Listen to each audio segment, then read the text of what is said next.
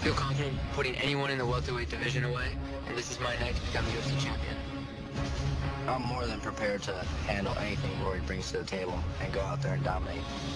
Tonight I am going to press forward and I'm going to break my opponent down, and I'm going to raise that gold in front of my own country. Connor's got a big mouth on him. He runs his mouth, he's running his mouth all the way to the top. My style, my power, my athleticism is going to destroy this dude.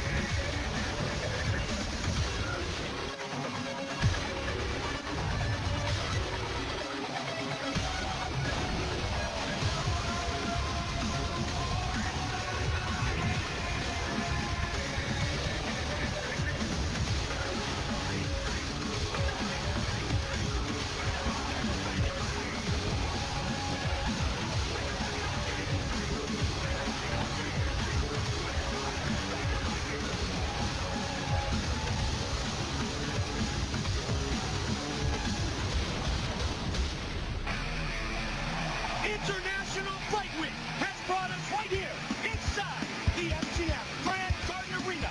This is UFC 189, Mendes versus McGregor, presented by Bud Light, the perfect beer for whatever happens.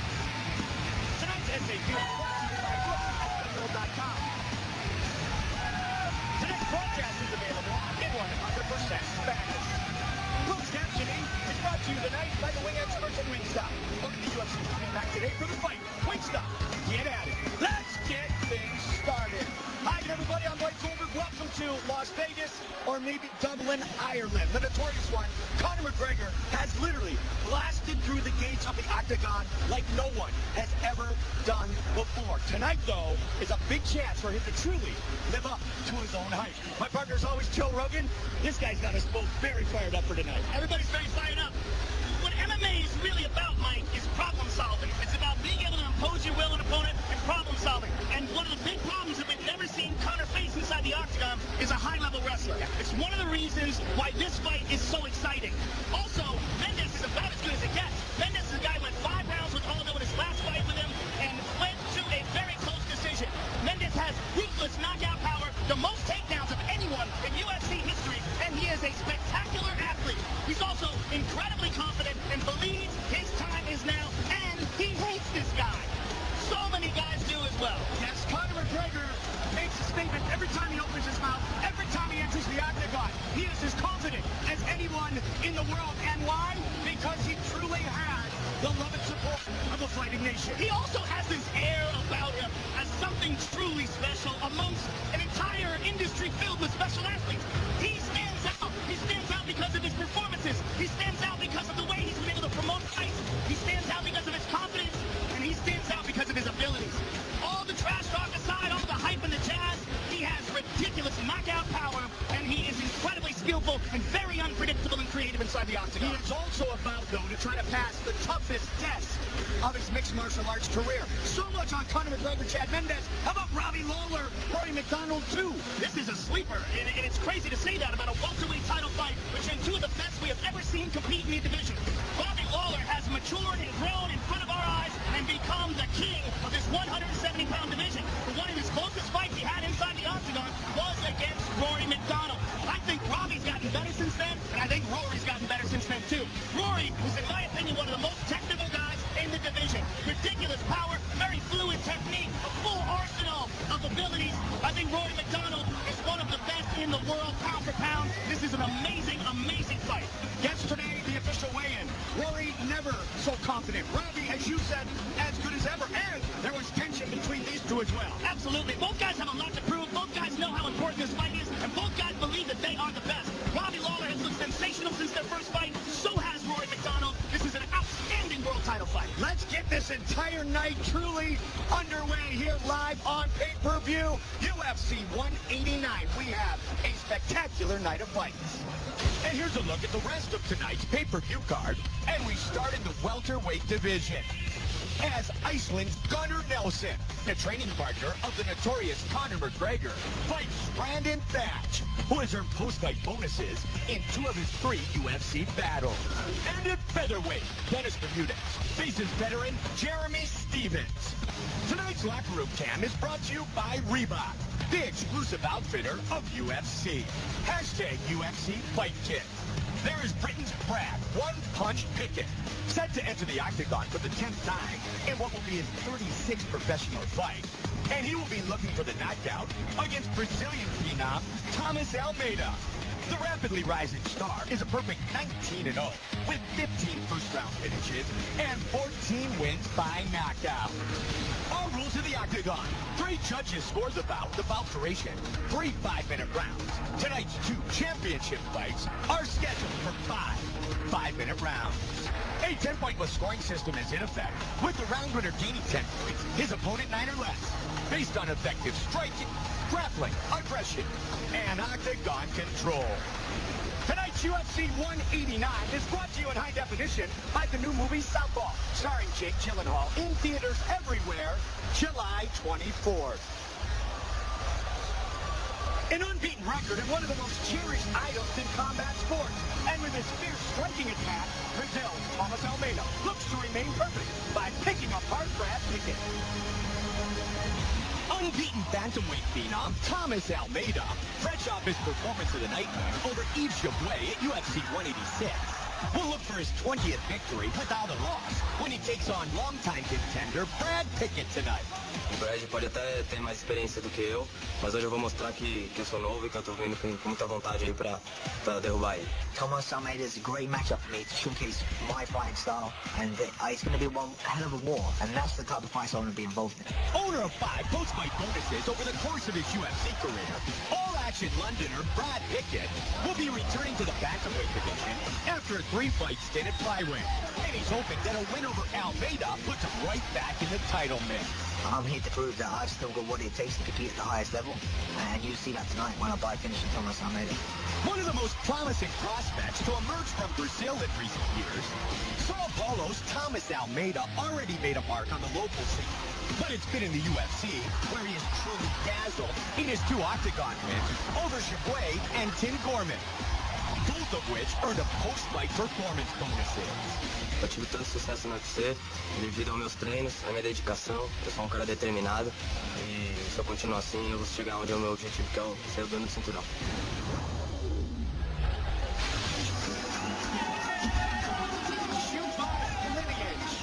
The torch carried tonight by 23-year-old Thomas Almeida. Just brought Joe 77 days ago. He earned the performance of the night against Yves Jaboué that was just mentioned. He is 19-0, 2-0 in the UFC. And I was extremely impressed with him in that Yves Jaboué fight. Jaboué is a very talented fighter, and he showed not just technique and not just aggression, but also poise and intelligence. He fought very smart, very crafty in that fight. When the opening presented itself, he unloaded on Jaboué. It was really a spectacular performance, and it really one of those performances that makes you really want to keep an eye on this young kid. And I'm excited to see him tonight against a real veteran in Brad Pickett. I think we're going to learn a lot about him tonight. He has finished all but one of his victories, and that was a fight of the night that went the distance in Uberlândia, Brazil. He won against Tim Gorman. 15 first-round finishes for Almeida, who has earned the victory in 12 of his last 13 wins by knockout. A lot of experience for a 23-year-old kid, Mike, and 19-0. That is very, very impressive. And these 23-year-old kids, we talked about this before. You see them a few months later, and they've grown and gotten better by a big leap. When you're young and you're really hungry, the world's your oyster like this guy. The improvements, the leaps that they make are substantial in these fights. So I'm really looking forward to see this guy tonight. Really looking forward to seeing him as he gets more and more comfortable inside the octagon as well. The southpaw from Sao Paulo, Brazil, undefeated Thomas Almeida, set to fight in the UFC for the 3rd time. This man has seen it, done it all, and wants to do it all again. Brad One Punch Pickett. 25 career victories. A striker from London, England, was a longtime member of America's top team. Very tough guy, very durable guy that has legit knockout power. And he believes that Almeida's style is the perfect style for him. Almeida will engage him, he will stand with him, and that's where Brad Pickett shines. I'm also glad to see that he stopped dropping down to 125 pounds because it was a brutal weight cut for him. And I think he'll perform better at 135. Yeah, and we could see it in his performances, you know, his first ever flyweight fight was the one against Mendes. He won that one, but Sandy was. He was depleting his talent, if you will. And Brad Pickett, a veteran, at one time and maybe, you know, quite often, many people thought was the most complete mixed martial artist from England. Michael Bisping, of course, a big star as well. Pickett goes all the way back to 2009 in the WEC. Won a post-fight award in 5 of his first 6 UFC fights. Most were all at bantamweight. As Joe mentioned, he's back at 135 tonight. One difference in this fight may be that Pickett has a boxing-centered approach where Almeida is much more Muay Thai and will kick it with a punch from the outside more. This is a really fun matchup. I'm very excited about this fight. Brad One Punch Pickett.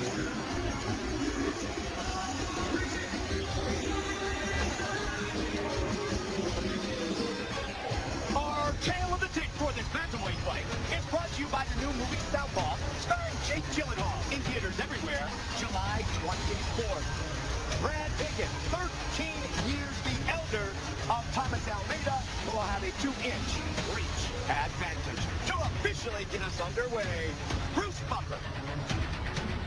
Ladies and gentlemen, we are live from the MGM Grand Garden Arena in Las Vegas for UFC 189, Mendes versus McGregor, presented by Bud Light, the perfect beer for whatever happens. And now, this bout is 3 rounds in the UFC bantamweight division. Introducing first, fighting out of the corner, a Muay Thai kickboxer holding an undefeated professional record, 19 wins, no losses. He stands 5 feet 7 inches tall, weighing in at 136 pounds. Fighting out of Japan,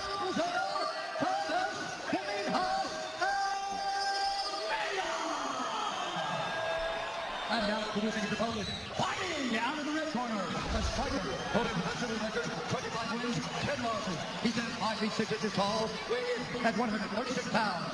Fighting out of East London, England,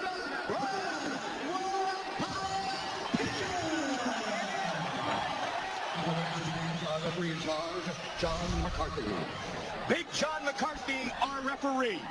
UFC fans, let your voice be heard tonight. Tell us who you think is winning each fight by following at UFC on Twitter. All it takes is 1 click to vote on how you're scoring the fight. See all of the results live. Find out how your vote stacks up. Start it right here, right now.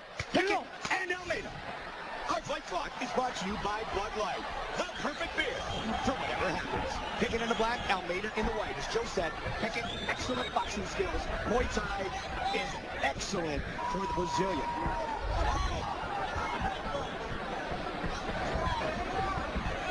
As you said about Almeida, Mike, one of the things that's most impressive about him, I think, because he's 23 years old, is how patient he is. A lot of young, talented guys get over-eager and over-aggressive. He's very smart, but when he finds his openings, he is a finisher. 14, 5 knockout, red team wins. Got Britain's Pickett against Brazil's Almeida, starting at 5-round pay-per-view. Good kick. Nice inside leg kick by Almeida. Responded with an outside leg Pickett. Pickett has trained many years with Mike Brown, the former WEC champion. Such an important member of American top team for years. Pickett very dangerous with his hands and legs. He landed a left there. He body head show, didn't he? He did. The quickness of Pickett, you see it displayed here. We certainly do. As we said, that is his strength, is his boxing technique. You're seeing him land it. 46-year-old Brad Pickett. Almeida is standing right in front of him. He's ashamed that his bicycle got tagged again. Yep. He got tagged with a hard left hook there, and his eyes started to swell. Underneath the right eyes, he's swelling, Joe. He got cracked there. So several times Pickett has connected. Nicely to the bottom. Oh, and again. You heard it there. Closing in on Almeida. hook landed by Pickett. And that's it. Huge trouble. Pickett's got a leg. Pickett's had his up. Wow, what a start for Brad Pickett.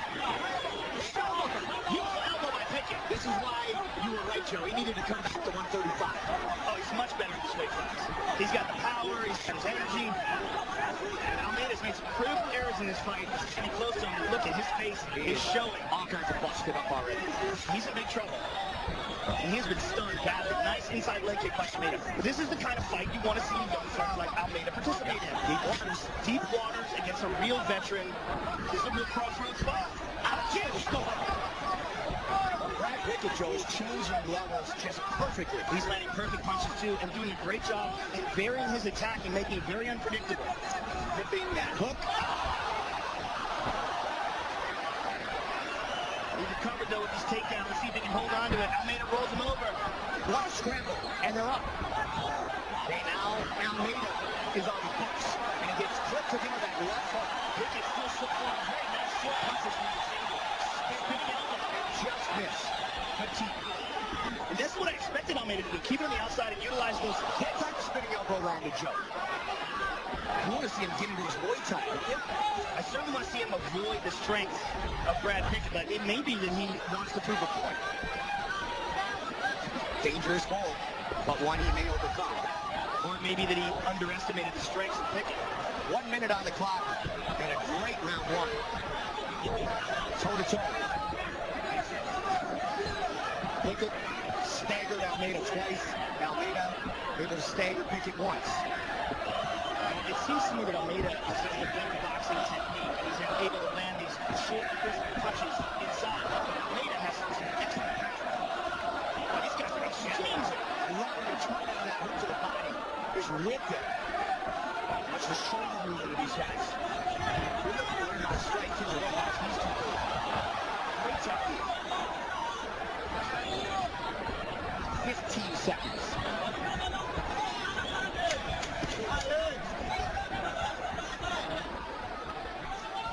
What a great start here live on pay-per-view. Beautiful combination at the buzzer by Almeida. Tonight's Squarecam is brought to you by Reebok, the exclusive outfitter of UFC. Sit down. Sit down. Respira. Deixa eu falar, ó. Presta atenção que eu vou falar. Pay attention.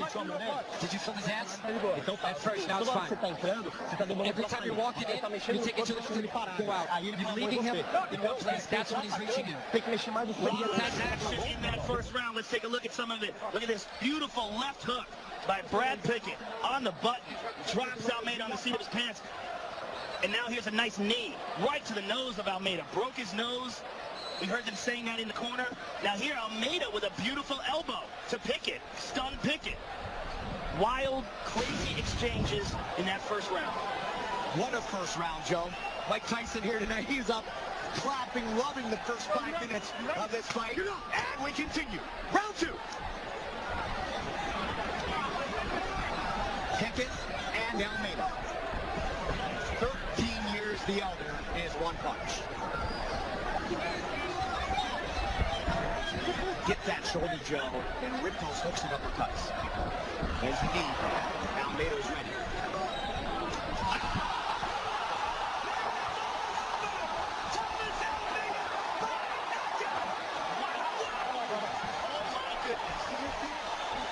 Oh my goodness.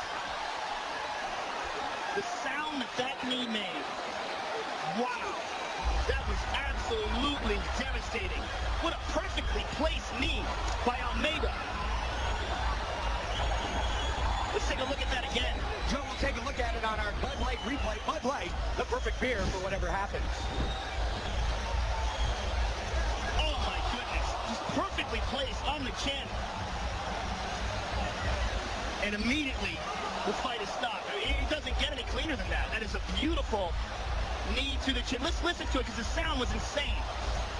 Let's listen to it in real time.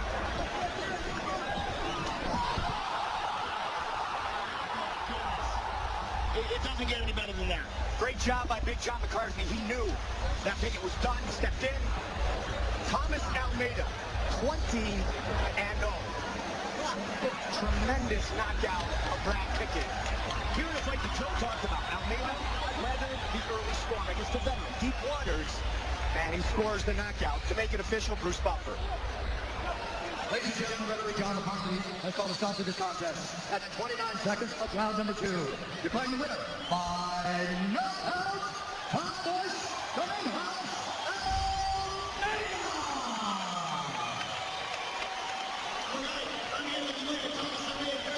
congratulations on an absolutely amazing performance.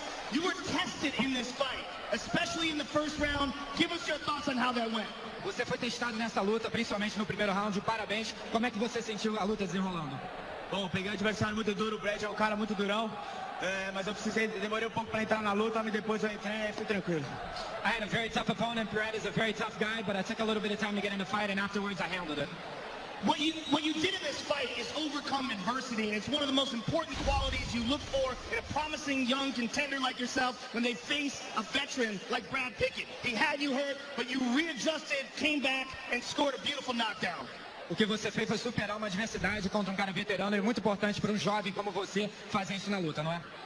Muito bom para minha carreira, o Brad é um grande lutador, muito experiente, mas eu sou do futebol, só sou forjado no aço, e aqui não tem para ninguém. It was very important for my career. He's a veteran, he's a very tough guy, but I'm forged of iron and I'm here to stay. Let's take a look at the knockout. Enjoy your work.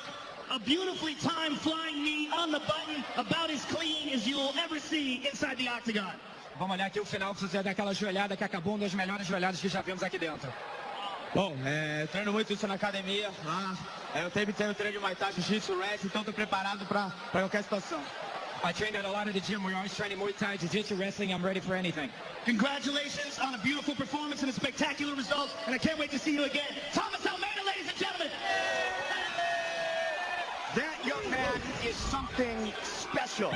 What a thrilling way to earn his 20th career win with the stars in the house. Wilmer Valderrama, he's busy right now. Anthony Kiedis, Red Hot Chili Peppers. Valderrama's been with us, as has Anthony, for years. UFC 189, Conor McGregor. UFC 189, Mendes versus McGregor is being brought to you by Bud Light, the perfect beer for whatever happened. By Metro PCS, where you can get unlimited data, talk, and text on the nationwide T-Mobile network for just $30 period. By Muscle Farm, fueling athletes safely.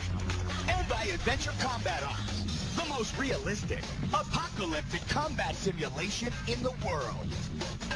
Tonight's arrivals are sponsored by Harley-Davidson, the only motorcycle worthy of being in the octagon.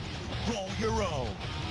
Stepping in on short notice for another opportunity for UFC Gold, Chad Money Mendes arrived earlier tonight here at the MGM Grand Garden Arena. Defeated by just one man in his professional career, Mendes is 17-2 and has earned 4 of his last 5 UFC wins by knockout. His opponent, the face of a fighting nation, Ireland's Conor McGregor. He is arguably the most popular and, without a doubt, most confident mixed martial artist in the world today. So tonight, 2 titles are on the line. And next month, it's Rowdy Ronda Rousey live from Rio.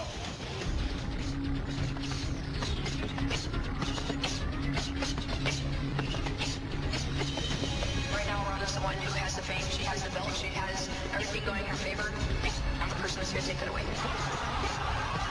I think Ronda's pretty arrogant, and I think that she's also fairly delusional. Don't stop from the first battle to the last battle without coming out with a win. I'm not worried. I know that I'm going to win the fight, and then I'll be talking about it. I don't know what's coming at me, so I'm going to get her first. With his UFC championship history, The most buzz she will go down. Every fight, people say that this person's going to be the one. I'm just going to keep supporting him.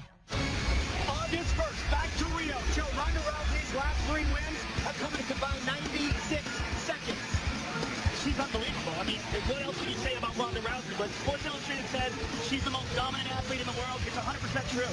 She's a beast. She just wrecks everybody in front of her, and she seems to be getting better with every fight. Despite all her crazy media obligations, despite all the movies she does, and all the press and all the attention, she still gets better every fight. She is a complete one-of-a-kind athlete. Let's go ahead, 9-0, 3-0 in the UFC, and she's beaten Jessamine Duke, Shayna Baszler, and now she's going after the big member of the Four Horsewomen. All those athletes aside, with all due respect, Ronda stands out amongst them as a complete, unique individual. And Bethe Correia is in for the biggest test of her career. But what Bethe Correia brings to the table is outstanding takedown defense, 80% takedown defense. She has very good striking accuracy, and she has real knockout power. She also has a very good chin. She's very physically strong, and she's preparing for this fight for a long time. She believes that she has the tools to beat Ronda Rousey, and to be able to do it in Rio, to be able to fight in her home country of Brazil, will be an advantage, the amount of support that she will get. Bethe Correia at home, August 1st, live on pay-per-view. The UFC Bantamweight title is on the line. Rowdy Ronda Rousey and the Pitbull, Bethe Correia. Joe and I will be live from Rio de Janeiro, Brazil. Tonight, though, it's UFC 189, Mendes versus McGregor, presented by Budweiser, the perfect beer for whatever happens. And don't forget, UFC fans, let your voice be heard. Tell us who you think is winning each fight by following at UFC on Twitter. All it takes is one click to vote on how you are scoring the fight. See all the results live and find out how your vote stacks up. That is following us at UFC on Twitter. Rising welterweight stars Brandon Thatch and Gunnar Nelson both specialize in the art of the finish. One by striking, one on the ground. They are set to fight. International Fight Week gets a true grappler versus striker battle tonight. As popular Icelandic star Gunnar Nelson fights on U.S. shores for the first time against Colorado's Brandon Thatch in a bout with significant implications for the welterweight top 15. I think the fight can go anywhere, you know, whether it's on the field or on the ground. I don't mind. I train for everything, and that's this game, you know. This fight is a classic striker versus grapplers match, and we'll see who comes out on top. A noted finisher who has ended all 11 of his victories before the final bell, including UFC wins over Justin Edwards and Paulo Thiago. Striking specialist Brandon Thatch will seek another early night when he squares off with talented jiu-jitsu black belt Gunnar Nelson. I think I'm an effective finisher because I jump on opportunities when they're given to me, and that's what we do tonight. A submission ace who has finished 7 of his last 8 bouts by tap out. Gunnar Nelson is looking to rebound from the first loss of his career to Rick Story.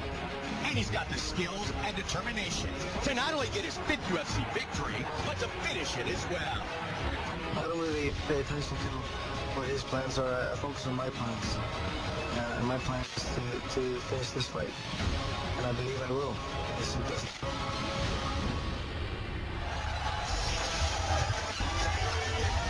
Happy 30th birthday, Brandon Thatch. His original opponent here at UFC 189 was John Howard.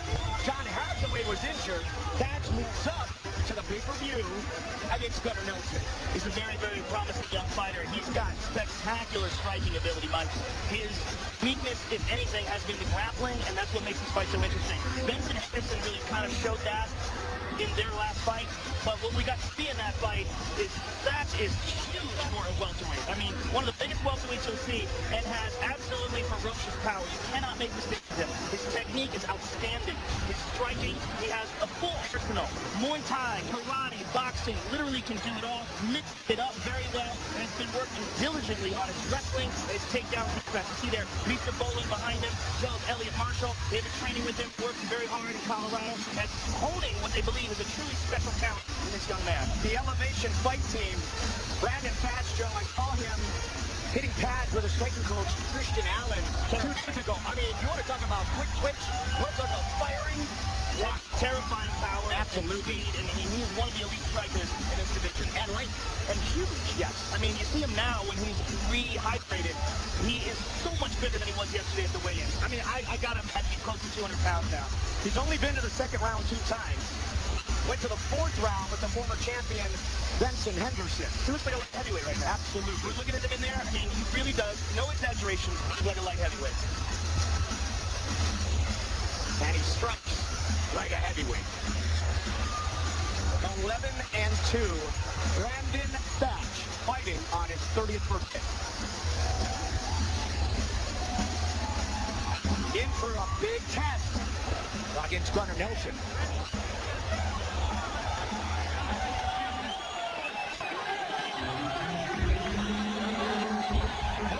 In Iceland, but he trains in Dublin, Ireland, which I'm counting on. His teammates include, of course, Conor McGregor.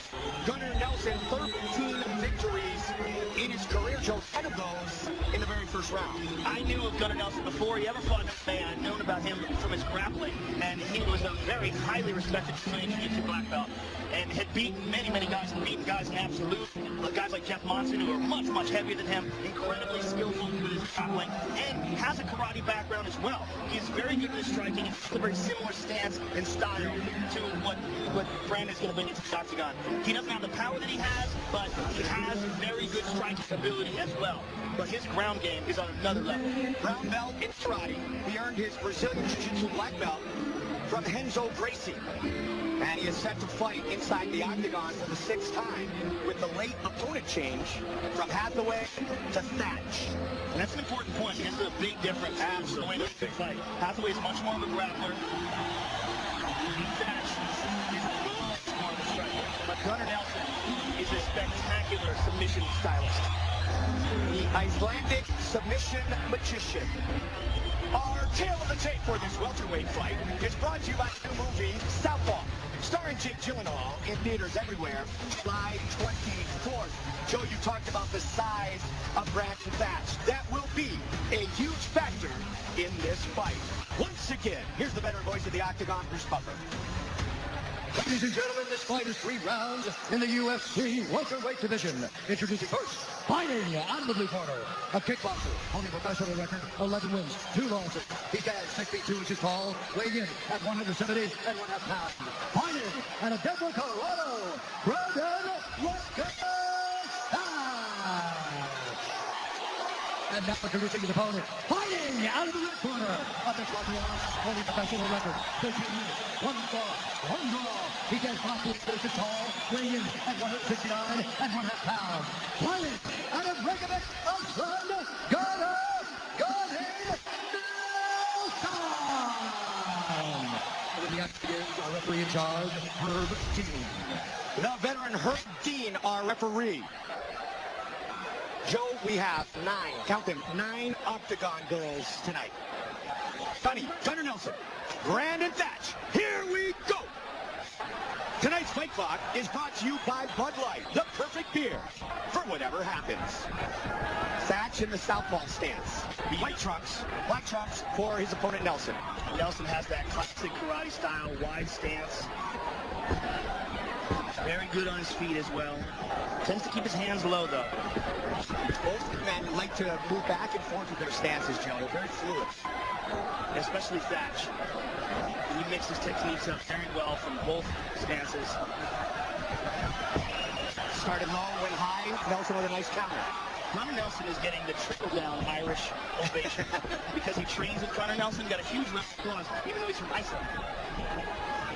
Good clinch work. Now with both men, but a couple good knees from Gunnar Nelson. He had a draw in his first pro fight, Joe. He's won 13 of 14 since. Good defense made by Thatch to keep Nelson off of him. Iceland's Nelson. Thatch really fired up about an opportunity to move up, if you will, on tonight's card to make a big statement against a very tough opponent. Well, in his last fight, he got to fight one of the best in the world. Yep. And you learn a lot from a fight like that. Oh, no! He got caught! Big punch landed by Nelson! And Nelson all over it. Full mount for Gunnar Nelson. Great opportunity right here for Nelson. Brandon's got to be careful with that left arm. He can't reach like that. He's got to stay tight and use good defense. Joe, you talked earlier about how good Nelson's ground game is. It's spectacular. He has perfect technique. And he's so good at holding position. And he's beating Brandon up here. Thatch has got to be real careful with his arm. Full mount again. I mean, he's just flowing all over him with beautiful precision. Brandon Thatch is in all kinds of trouble early. He certainly is. He's got to watch his arm. He's trying to set up an Americana there. Thatch has got to use good technique here. He can't give up his back like this. He's so explosive, Joe. Well, he's just so good. His technique is so excellent that you can't make any errors with him. It's very high level. He's getting hammered here from his back. And he's trapped in this body triangle. And there's all kinds of time left. Yeah, this is all about survival here for Thatch. He's got to, under the chin. He's under the chin. Lock it down. Thatch is in deep, deep trouble here. He's going to tap. It is all over. Gunnar Nelson by submission. And Conor McGregor live in his locker room, all fired up for his teammates. And look at Gunnar Nelson. He's so stoic. It doesn't even look like he fought.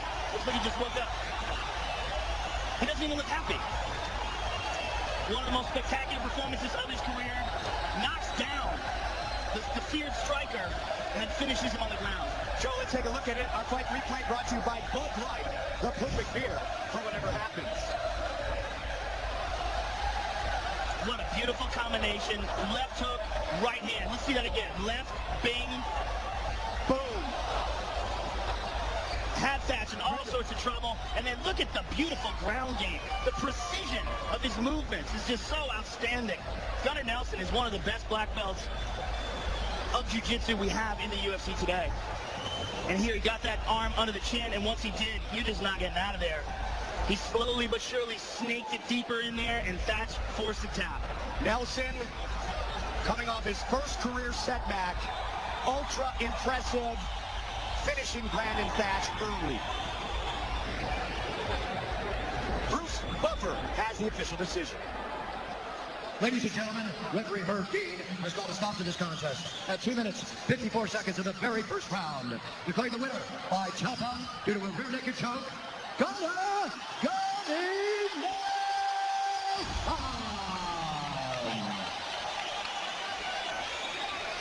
Another first round finish for Nelson. I'm here with the winner, Gunnar Nelson. First of all, Gunnar, congratulations on one of the most spectacular performances of your career. You came into this fight, it was touted as really a striker versus grappler matchup, but it was really your striking that started all off for you. Was that something that you anticipated? That's what we've been working on, you know. That's what I need to work on, and that's what we do. Take a look at the big screen. You landed a beautiful left hook, right hand combination on the button, and once you had him down on the ground, you absolutely dominated him until you were able to get him into a position. Once you saw that he dropped like that, what was going through your mind? I'm usually very confident when it gets to the ground that it's going to be a finish. It wasn't different this time. Well, this was a huge victory for you, a very impressive one. Thank you very much for your performance. Can't wait to see you again. Gunnar Nelson, ladies and gentlemen. Gunnar Nelson, his 11th career first round finish.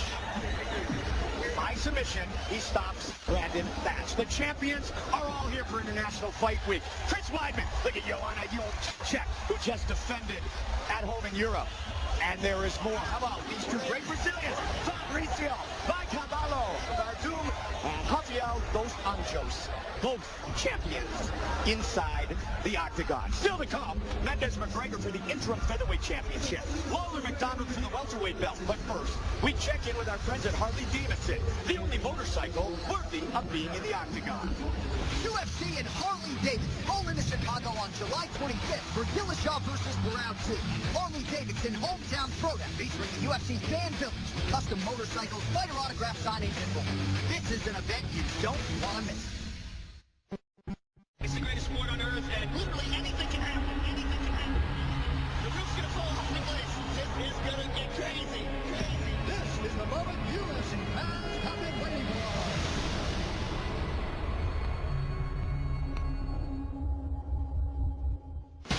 Tonight's Locker Room Cam is brought to you by Reebok, the exclusive outfitter of UFC.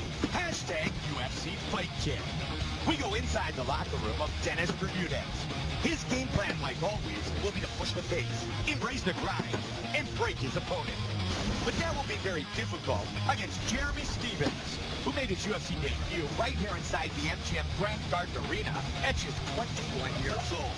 And tonight, Little Heathen fights for the 21st time inside the octagon.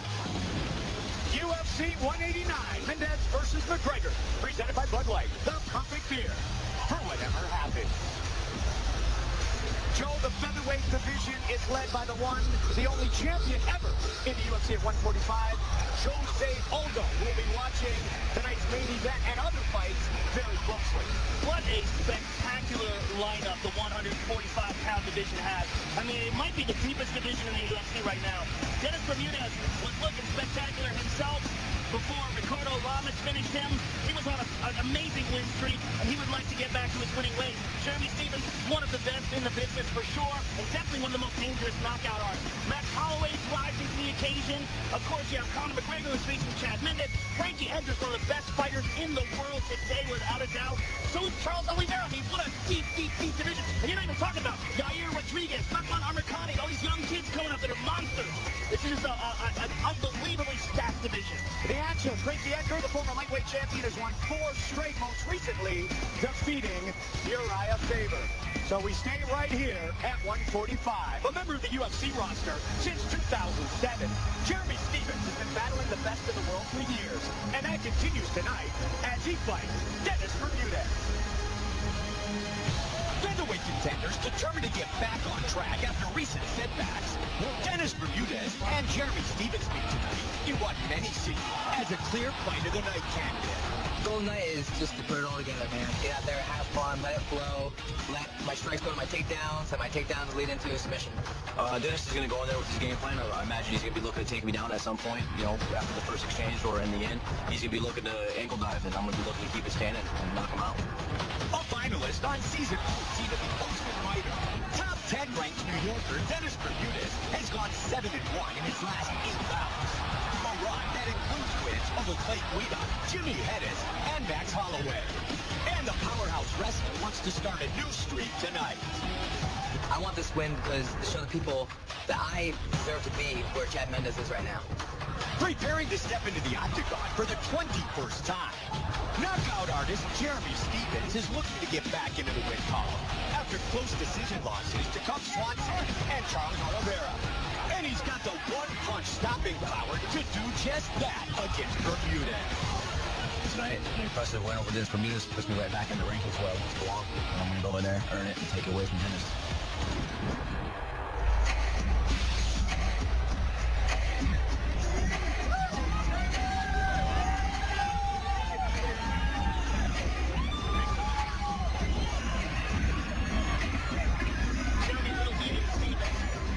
Certainly 29 years of age, one of the best fighters in this division, has had some losses inside the octagon, but every time we've seen Jeremy lose, he has come back a better fighter. He trains out of the Alliance Training Center in San Diego, one of the best gyms in the world, and has a whole array of spectacular training partners to work with him to hone his talent.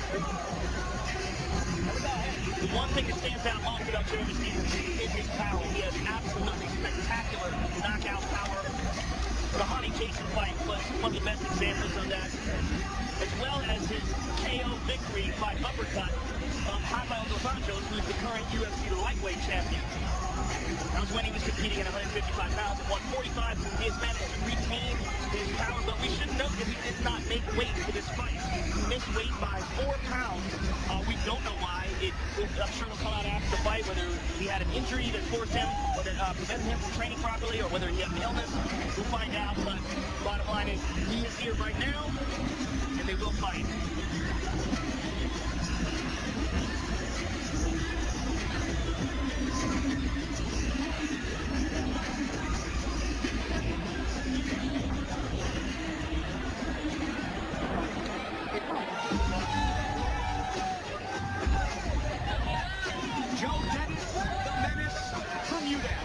As you mentioned, his fight in Mexico City against Ricardo Lamas, a tough one at the end of the night, but he was on a roll once the start of the When he got caught perfectly, and Lamas is a world-class fighter. Lamas caught him with a beautiful punch and then finished him with a guillotine, and it was perfect technique, and there was nothing Dennis could do about it. Now he knows, he learned, and he gets to come back and learn and grow from that experience. Before that, he was on an incredible win streak, and he showed some truly spectacular skills. His fight with Clay Guida was a great example of that. His fight with Jimmy Hedges, Steven Styler, I mean, he had some really amazing performances inside the octagon.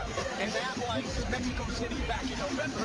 Now not 28 days ago, Dennis Bermudez, against, as I know you spoke of, and Jeremy Stephens walked in, one of the true, durable veterans of our sport. Absolutely. This is a really interesting fight because it's also a fight where we get to see Dennis Bermudez rebound from a loss. We saw that once before. He lost to Diego one brand down in the final of The Ultimate Fighter, and then went on a tear. It looked absolutely amazing, looks better with every fight, and was thought of by many people as being one of the unsung heroes of this talent-stacked 145-pound division. The loss to Lama set him back. He has an opportunity to get back on track tonight.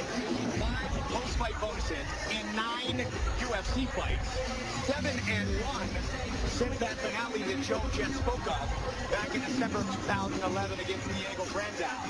Dennis the Menace Bermudez.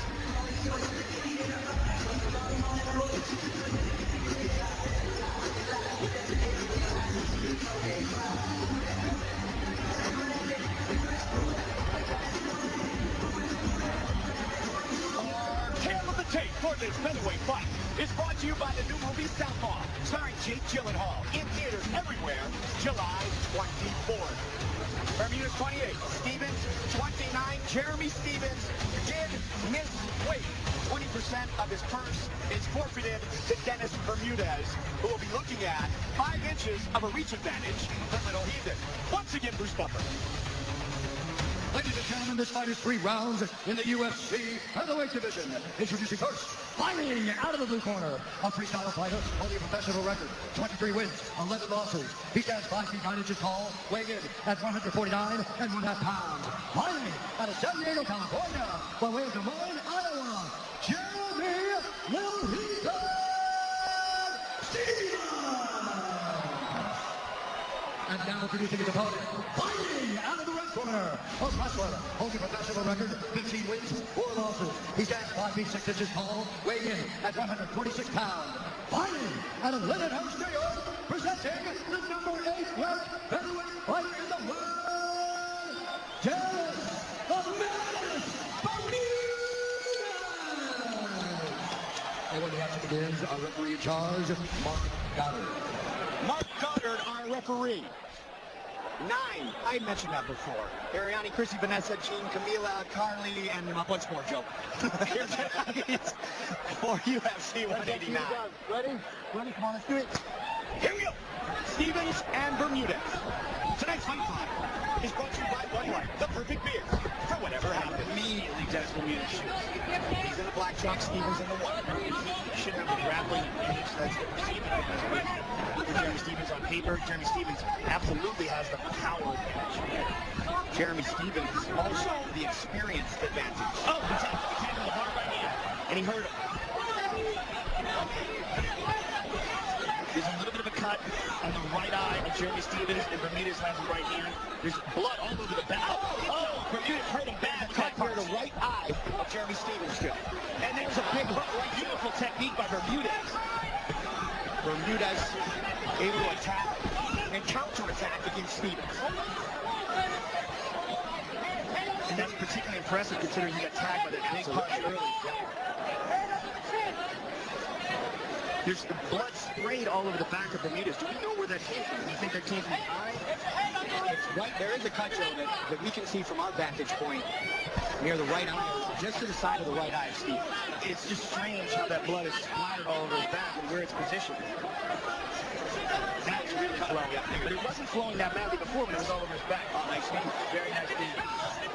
Battling in the clinch. 35th professional fight for 29-year-old Jeremy Stephens. 21st in the UFC. Good left hand there by Bermudez. That blood is starting to get in the eye of Jeremy Stephens. Could be impairing his vision. Really working hard for his takedown. Deep under his guy. 2 minutes into round number 1. Bermudez looking to get the mount. Let's see if Bermudez can hold his position. He steps that knee through. And Jeremy has a little bit of a hip escape there. Nicely done by Jeremy, but he might be giving up his back here. He's got to keep that right side down on the ground, and it helps him here to have the cage. And you know how you see Bermudez sneaking back behind him to try to stop that cage from being in the way. He's punching him, trying to open him up, and he wants to get that second hook in. Or in the transition, perhaps mount him. But he'd like to probably get him away from this cage. Bermudez had a 7-fight win streak which is the second longest in UFC WEC featherweight history, behind Jose Aldo's 15-fight win streak. Looking to start a new one here against Jeremy Stephens, and he's in a great position with just over 2 on the clock. Yeah, he's holding his position, making Jeremy carry his weight. You see a lot of blood. And I've been informed by the trunk that was a headbutt that started this off. He's in a position for an arm triangle, Mike. It's not the best position because the cage is in the way because he wants to move towards that side, but he has the arm and the neck locked in place, and he's using it to transition. He's got to hold this, though. It's going to be very difficult to hold, especially with all the blood. Yeah, the blood makes it more slick. This is a bad position for Dennis Bermudez because he's very hot. Oh, he's trying to triangle. Now Jeremy's on his back, and Jeremy on the knee. Looking to take him down. And Dennis turns, and now Dennis has him back towards the cage. Very nice leg kick. Beautiful combination. Bermudez right in. Miss with the teeth, miss with the kick. Stephens looks up at the clock. 1:15 remaining in the first round. Big swing and miss. Nice leg kick from Bermudez as well. And returned by Jeremy Stephens. This is a great stylistic matchup. Two talented fighters willing to stand and trade, who also possess ground game. Big drive by Bermudez, stuffed by Jeremy Stephens. Nice ball jump. 40 seconds now.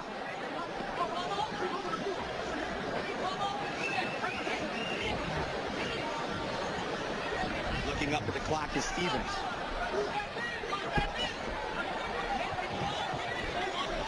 Grabbing hold of the neck here, dragging him down, making carry his weight. Good work here by Bermudez. Missed that spinning elbow. Good knee to the body by Bermudez. Nice elbow over the top by him. Final seconds of round number 1. Bermudez keeps the pressure on Stephens. Looking for another takedown, not that time. Final seconds of the round. Today's Corner Camp is brought to you by Reebok, the exclusive outfitter of UFC. Listen, I want you working behind your jab. Jeremy.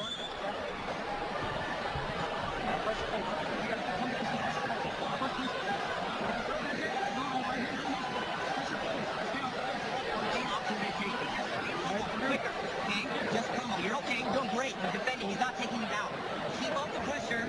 Breathe. He's going to shoot again. He's going to really lead. You got that knee coming up. Yesterday to show why he had that blood all over his back. I think it comes from a clash of heads. They bang heads here, and Jeremy is cut immediately. And then in the takedown, when Bermudez went to take him down, that's when Jeremy's blood was spraying on Bermudez's back here, and that's where all that came from. So it was a headbutt that caused the damage. Bermudez, Stephens, set to start round 2. And outside of that headbutt, obviously there were some amazing exchanges in that round. Both men were tagged, but Dennis Bermudez got the best of that round. They meet in the middle of the octagon, knee on knee, good kick by Stephens. That hurt him. That hurt him. Part of the lead leg for Bermudez. Very strong leg kick by Stephens. You heard the corner of Jeremy Stephens. Mike Simmons and leaders of Alliance MMA telling him Bermudez is going to look to shoot again, Jeremy. Be ready for the takedown attempt. Jeremy Stephens, of course, born and raised in Iowa. Oh, beautiful right hand by Bermudez. Right there.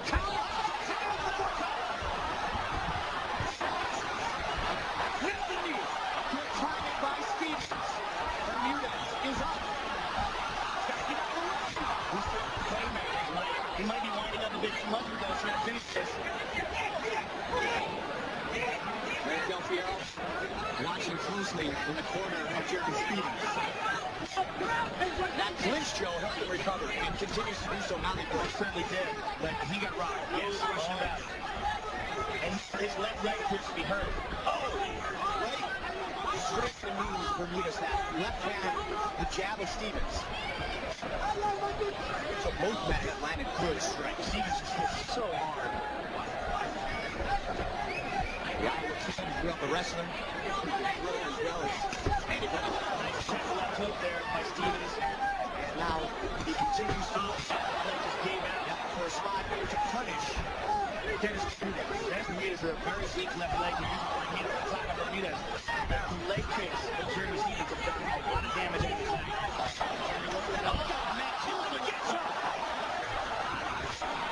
That hook is lethal.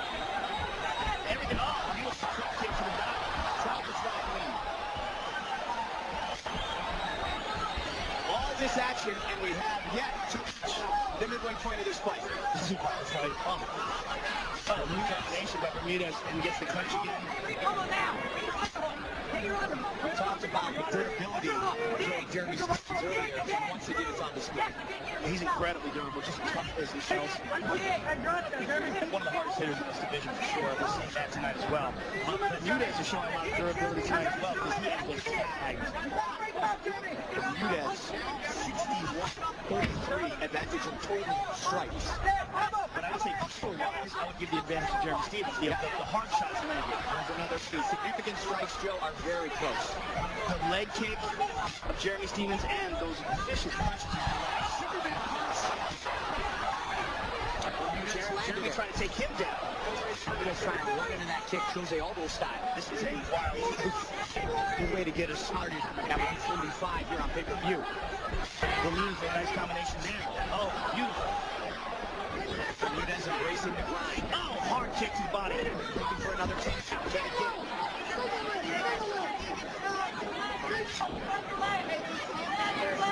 Stevens to the clock, 1:15.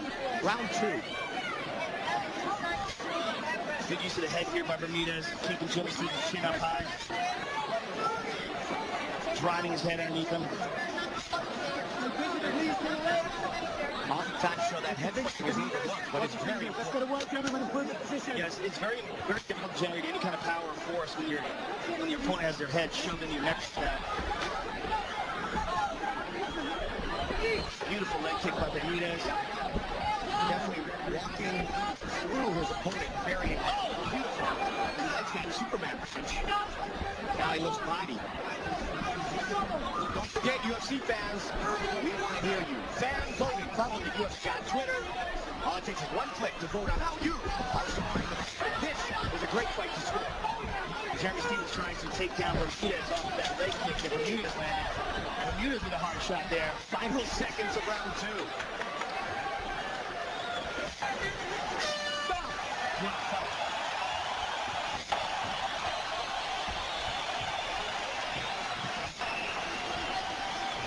No.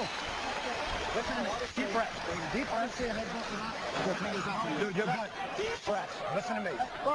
Work behind your double jab, okay? Or for your punches. Or for your punches, he's going to swing like a maniac underneath. This is what we've been working on. Or do you take... Or do you shoot no headbutt? There's that hard leg kick of Jeremy Stevens. And there's a beautiful uppercut that dropped Bermudez. There's a left hook. Caught Bermudez coming in and dropped him.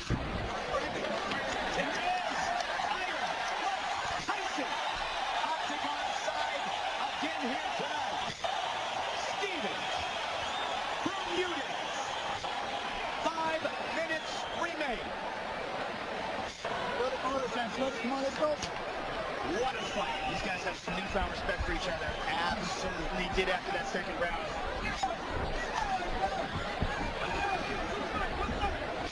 Nice kick by Stevens.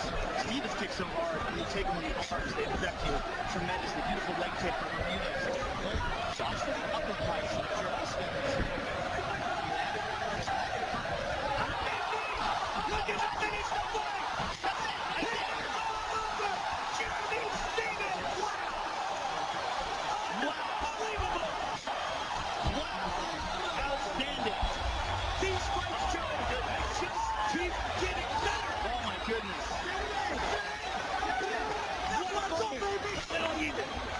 He just jumped out the octagon. He didn't even know where he was going. He just got so crazy. He jumped out. My man, what's up, man? That was incredible. Wow. What a beautifully timed knee. I think we have a theme to this evening. Yes, we do, don't we?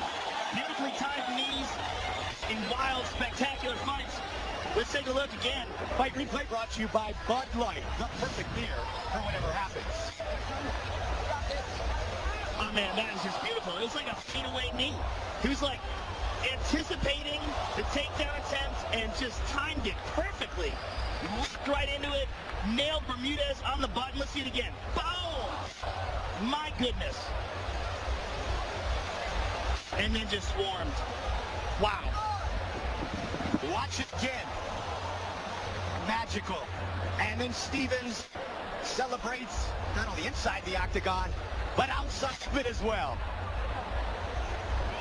Little heathen. Right towards Lorenzo Fertitta. Mike Tyson and company. What a great win. Jeremy Stevens. Bruce Buffer set to make it official.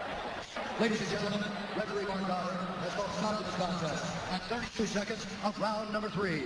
Declaring the winner by TKO, Jeremy Little Heathen Stevens.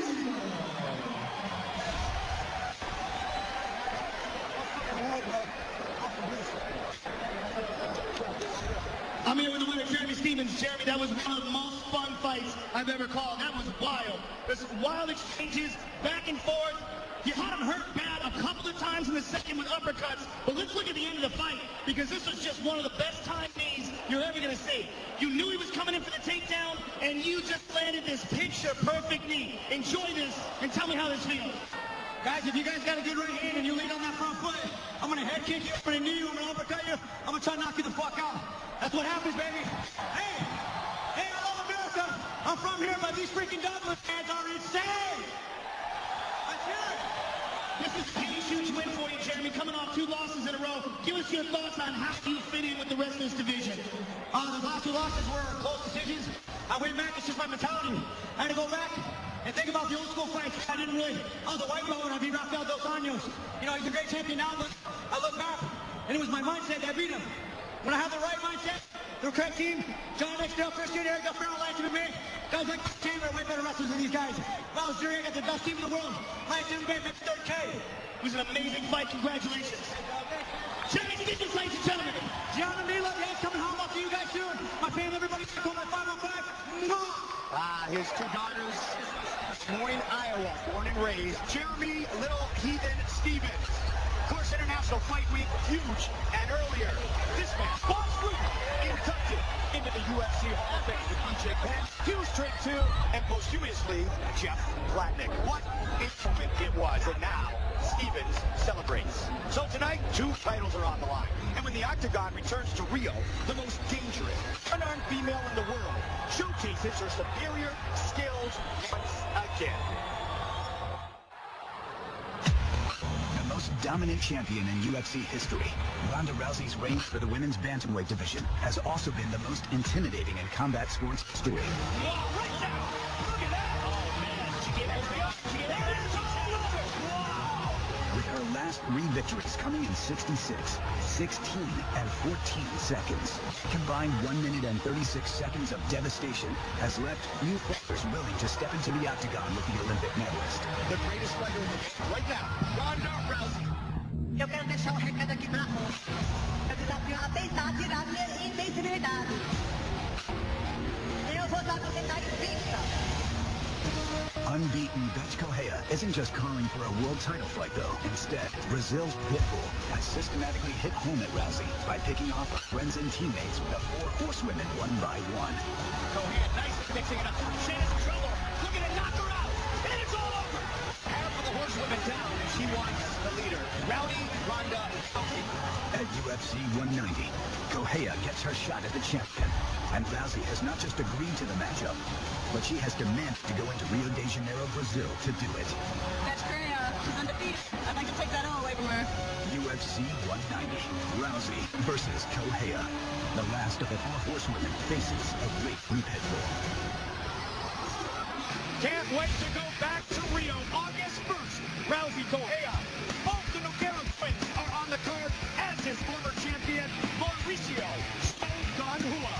Rousey versus Correia, UFC 190, August 1st, from Rio de Janeiro, Brazil, only on pay-per-view.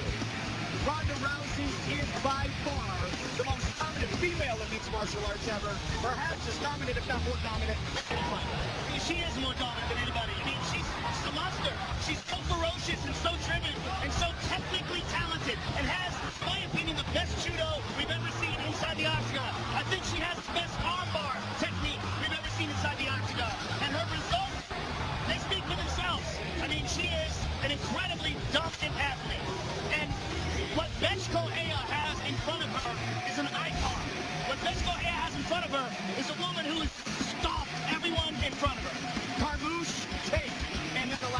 finishes of McMahon Davis in 16 seconds, Zingano in 14 seconds. Last 5 fights, that's her entire UFC career. She is unbeaten, she is ultra dangerous, but ultra determined is that pit bull waiting in Brazil. Well, Betch Correia has some ferocious punching power.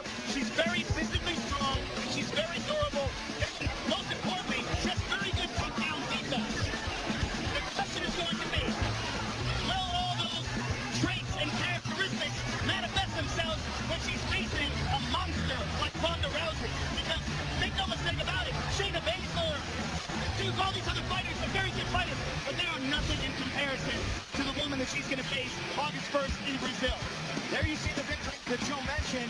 Ronda Rousey, the leader of what they call the Four Horsemen.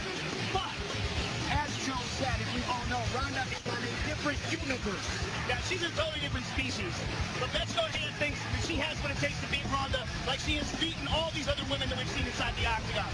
She's very tough, and she also has the love and the support of her home country, which will be a big advantage. The Rio de Janeiro fans, only Dublin fans rival them as far as intensity and loyalty, and they will be behind Betch Correia in a big way on August 1st. UFC 190, Rowdy Pacquiao Rousey. And tonight, before we watch American Robbie Lawler defend his UFC welterweight title against Canada's Rory McDonald, check out this clip of boxing champion Billy the Great Hope in the fight of his life in the new movie Southpaw, in theaters everywhere, July 24th. Mr. Billy Hope can make it. Leo was over. It's your time. It's your moment. Southpaw, $100, July 24th. I feel confident putting anyone in the welterweight division away, and this is my night to become UFC champion. What I want to show the world today is that I'm a better fighter than I've ever been, and I'm the best in the world. Robbie's training for the same fight that we had before. He's in for a different story tonight. I'm more than prepared to handle anything Rory brings to the table and go out there and dominate.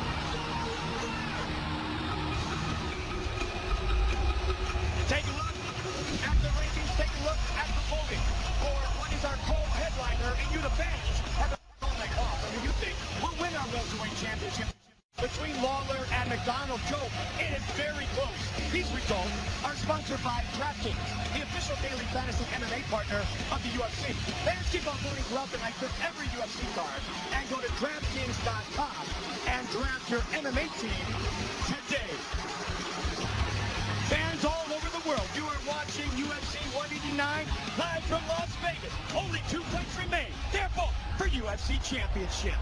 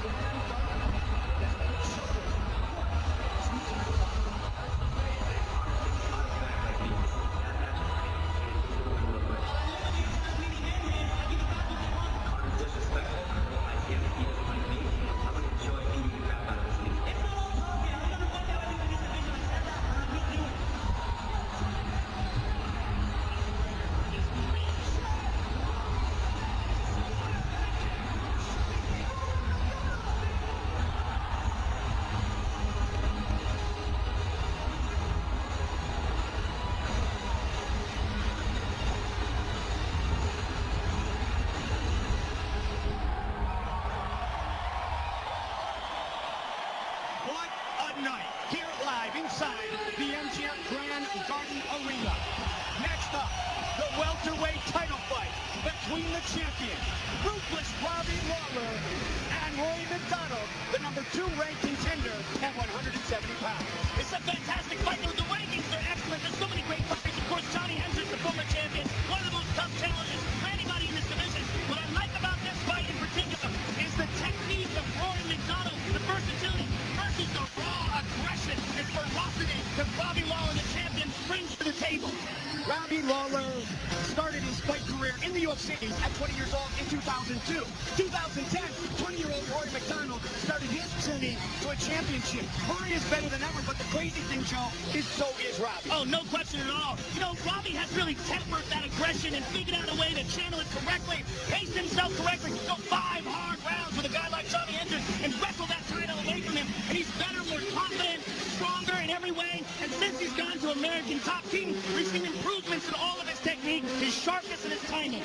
But we've also seen those same improvements from Rory McDonald, which is one of the reasons why this title fight is so spectacular. Rory McDonald, born in British Columbia, moved to Montreal, Quebec, Canada to train with George St. Pierre for a night like tonight, the opportunity to be a UFC champion.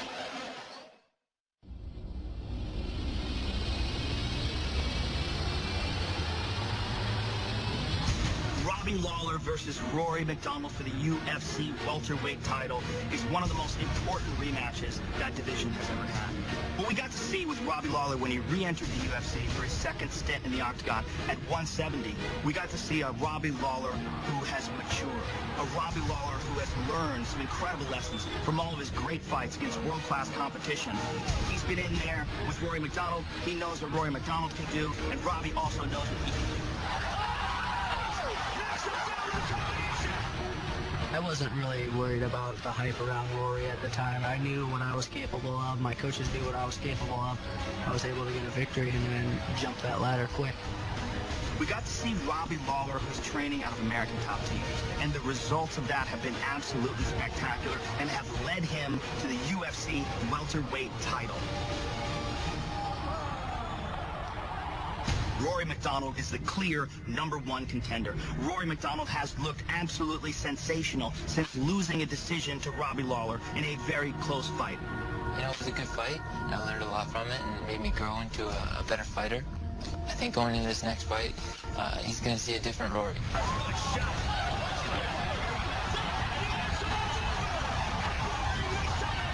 I always go in there trying to, demolish my opponent and leave untouched. I'm going into this fight as the best Rory yet. I'm a different fighter technically and most importantly mentally. I have a will to win that won't be broken. I expect to see one of the most skillful and one of the most high-level fights we have ever seen in a UFC welterweight championship title. I want to go out there and dominate and show that I'm the best fighter in the world. I don't know if you're Robbie. I really don't see anyone in the welterweight division stopping me. I just feel that I'm the best right now, and no one's on this level. I'm looking to finish. I'm looking to knock you out, submit you if possible, and really I just want to go out there and beat you up.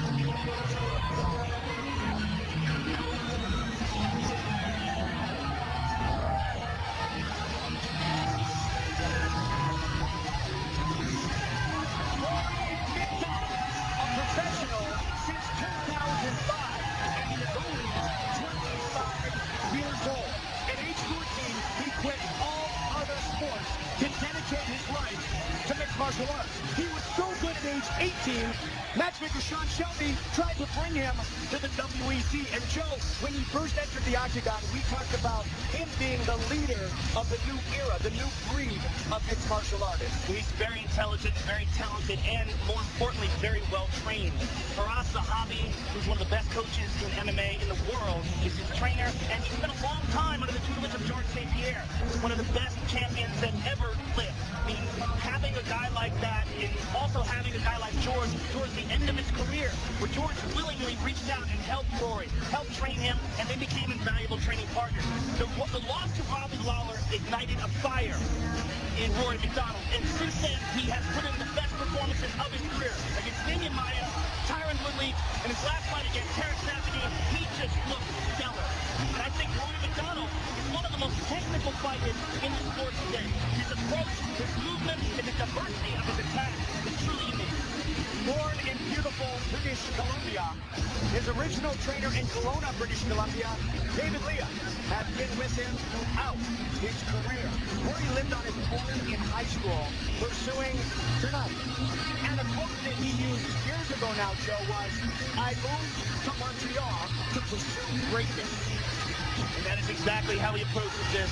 And his mindset and his confidence are one of the most important aspects of his success. His goal was to be a world champion by age 25. Rory McDonald is 25 years old. Sent to me, the ruthless one, again.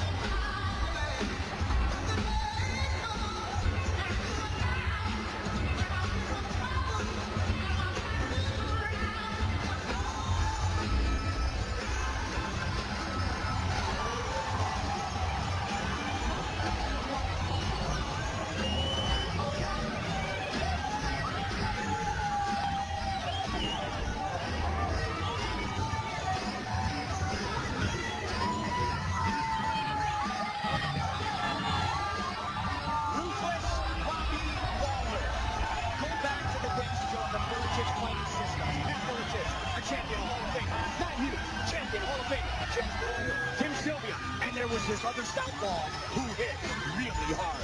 We have seen Robbie Lawler grow up inside the octagon and in the Strikeforce cage as well. And Robbie Lawler has really emerged as a truly unique and spectacular champion. And look at how he's entered into this octagon right now. He's so confident and so loose. He has really matured and grown so much since we watched him first fight. What he is inside the octagon is a destroyer, a seek and destroyer. Comes at you, he has an excellent chin, very good defense, and a full variety of weapons to smash your face with. Had a nearly 9-year absence from the octagon, where he first fought at UFC 37 in 2002 in Bossier City against Aaron Riley. But now the second time around, this resurgent knockout machine, Robbie Lawler shows the anger, the fury, the discipline, and the desire to stay on top. Robbie Lawler steps into our brand prep point. Brand oil change gone right. I think a lot of his recent success, you can attribute to two factors. One, dropping down to 170 pounds. He's fighting at 185 in Strikeforce. I think those guys are too big. Two, training an American top team. I think being in that camp, being in that gym, incredibly high-level opponents, incredibly high-level training partners. Iron sharpens iron, is what we've always known. And when you're with that kind of talent on a daily basis, you can only get better. With Robbie Lawler, it led to him being a champion. Ruthless Robbie Lawler, 25 career wins, 19 by knockout. Our tale of the tape for this, our co-headliner of tonight, is brought to you by the new movie Southpaw, starring Jake Gyllenhaal, in theaters everywhere, July 24th. They are set to meet again. Robbie Lawler, 33. Rory McDonald, 25. Rory McDonald with a slight reach advantage. Once again, the veteran voice of the Octagon, Bruce Buffer. Ladies and gentlemen, this bout is brought to you by Muscle Farm, fueling athletes safely. And now, this fight is 5 rounds for the undisputed UFC welterweight championship of the world. Introducing first, fighting out of the blue corner, a boxer and a consistent fighter, holding a professional record, 18 wins, 2 losses. He stands 6 feet tall, weighing in at 170 pounds. Fighting out of Montreal, Quebec, Canada, presenting the challenger and the number 2 ranked welterweight fighter in the world, Rory King McDonald. And now, introducing the champion, fighting out of the right corner. He's a mixed martial artist, holding a professional record, 25 wins, 10 losses, 1 no contest. He stands 5 feet 11 inches tall, weighing in at 169 and 1/2 pounds. Fighting out of Coconut Creek, Florida, presenting the reigning, defending,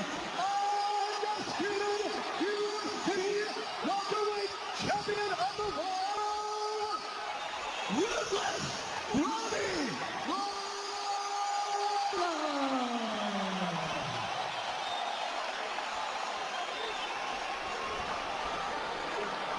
Got up on the rules in the back. I want you to fight a 3-1 hard fight. Protect yourself at all times. You want your gloves? Good luck to both of you. Big John McCarthy, our referee. Matt Hughes said years ago, Joe, you are not a true champion until you defend. His longtime friend will try to do that against Roy McDonald. Lawler McDonald for the belt. All right, here we go. You ready? You ready? Get it on. Here we go. Tonight's fight card is brought to you by Bud Light, the perfect beer for whatever happens. Lawler the southpaw in the dark trunks, white trunks to Roy McDonald. Good straight fight back to Rory. Rory fights long, Mike. Yes. And that's one of the things that presents his opponents with a lot of problems. He's very good at closing distance and then getting away. The chance of USA for Lawler. For the 10.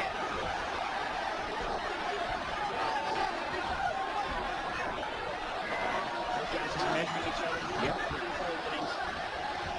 15th year as a professional for Lawler.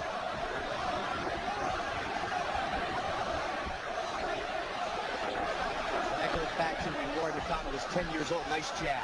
Strong inside leg kick by Robbie. Rory returns.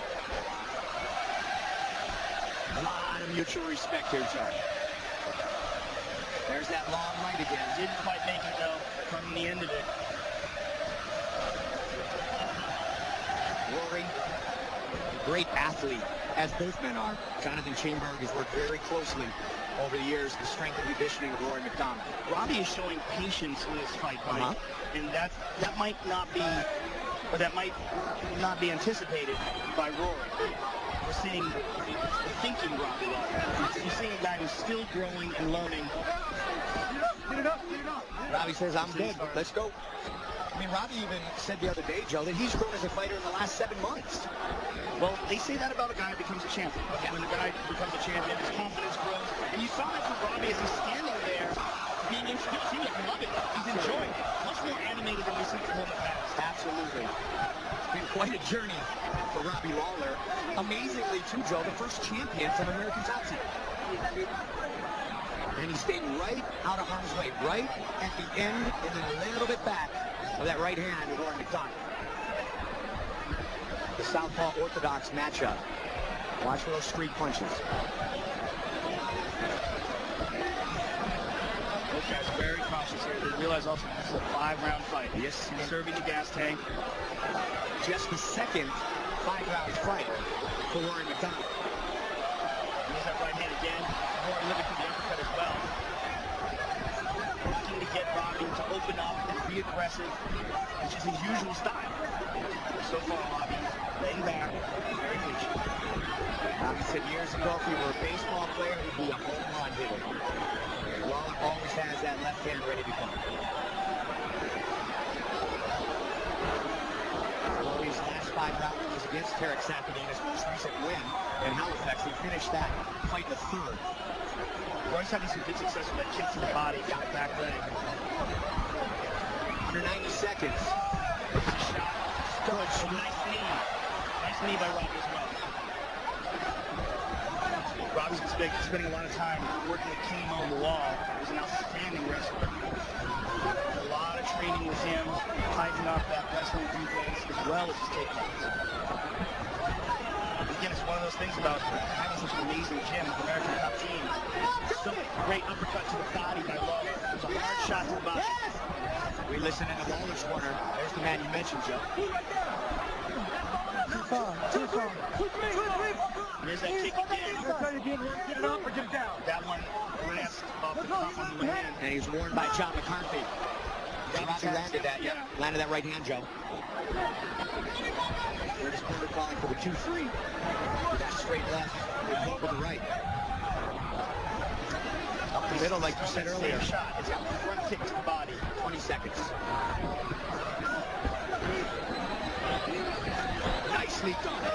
Good connection. That was the 3-2. Final seconds. The only problem with a round like this, feeling each other out, who the hell knows who won that round? You know, I mean, you really can't go back to your corner confident. Tonight's Corner Cam brought to you by Reebok, the exclusive outfitter of UFC. Get your UFC kit today.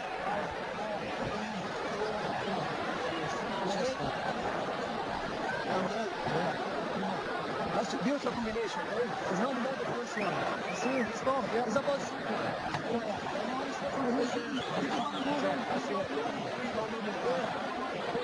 very sharp in that takedown. All the way out, all the way. You got stuck in the middle a little bit. You got to chase. Keep that reach steady. Some power, some pop. For Asahabi. And you're controlling the cardio. It's beautiful. You're doing fantastic. Beautiful round. That's your round. Let's go. Give me another one just like that. Let's go. Watching very closely. The big rig, the former UFC welterweight champion, Johnny Hendricks. He wants the winner. Wants a chance to get his belt back. Which fighter will that be against? Potentially, we do not know quite yet. Round two. Up the middle of that kick again, Jeff. He keeps passing up the cup, though. He did it again. You see there's a red mark on the belly of Robbie Lawler where he's landing it, though. Several times he's knocked off the cup on the way in. Just the trajectory of the kick. 2002, Robbie Lawler, considered the Mike Tyson of MMA, the champ just watching Octagon side tonight. Robbie's having good success with that right jab. A lot of footwork. Significant strikes thus far. Roy McDonald plus 10.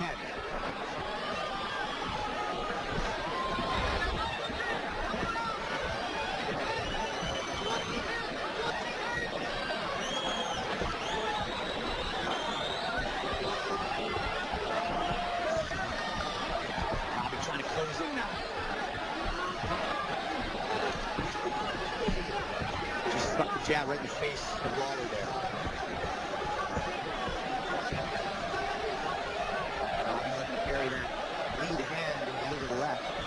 Check that leg kick from Rory well. Good straight left. And answered by McDonald. Rory opened up that combination there. Well done. Oh, the middle chain. And you know what? He's been setting it up going low, Joe. He likes to throw that fake front and then turn it to a roundhouse kick as well.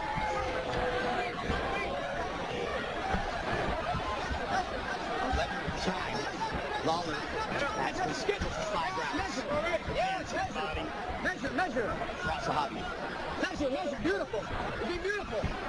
You're doing beautiful. Beautiful. Pick him apart, baby. TriStar knows a little something about champions.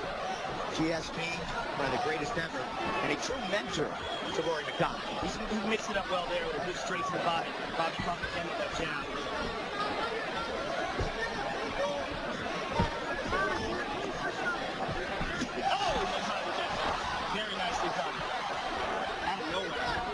To the center. Lead hook just missed.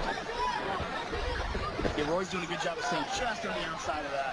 Catching it on the very end. That kick that he keeps going to, Joe, is starting to open up other options.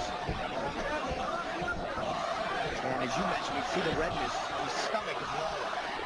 Yeah, it will pay. It will pay dividends if you keep finding it. He did it again. But Robbie's starting to block it now. He's not letting it go through. Partly because he anticipates it's coming, but also because he's doing damage. Let's see if Robbie, in blocking it, leaves an opening for Rory, though. Well, as Robbie is getting more aggressive to try to pay Rory back, now Rory's having better success countering, but that was a beautiful 1-2 by Robbie. Such great footwork. Oh, nice combination. Step and rip. Rory's busted up a bit, Joe. That was that 1-2 again. Lawler feeling it. You can tell that he's moving right now. Feels the momentum. And Rory, nice combination. Oh, and again. Good counters. Big left hand by Robbie. They're opening up. Robbie pushing forward. A rematch for the title. There's a lot of blood. Yeah, it's pouring out of Robbie's busted him up. Just in the second round. Robbie again with a combination of scores with now just 30 seconds on the clock. He is such a much more polished striker. In this most recent run in the UFC, it's just a completely different fight. It's amazing, isn't it? It's incredible. And after all these years, he's still learning and growing. Again, he connects. Rory down the counter. 5 seconds. Another left hand in that exchange. And that is his big power shot. He throws that sweeping hook to set up a straight left. Let's see what Sahabi says here, Joe. Adjustments are needed. How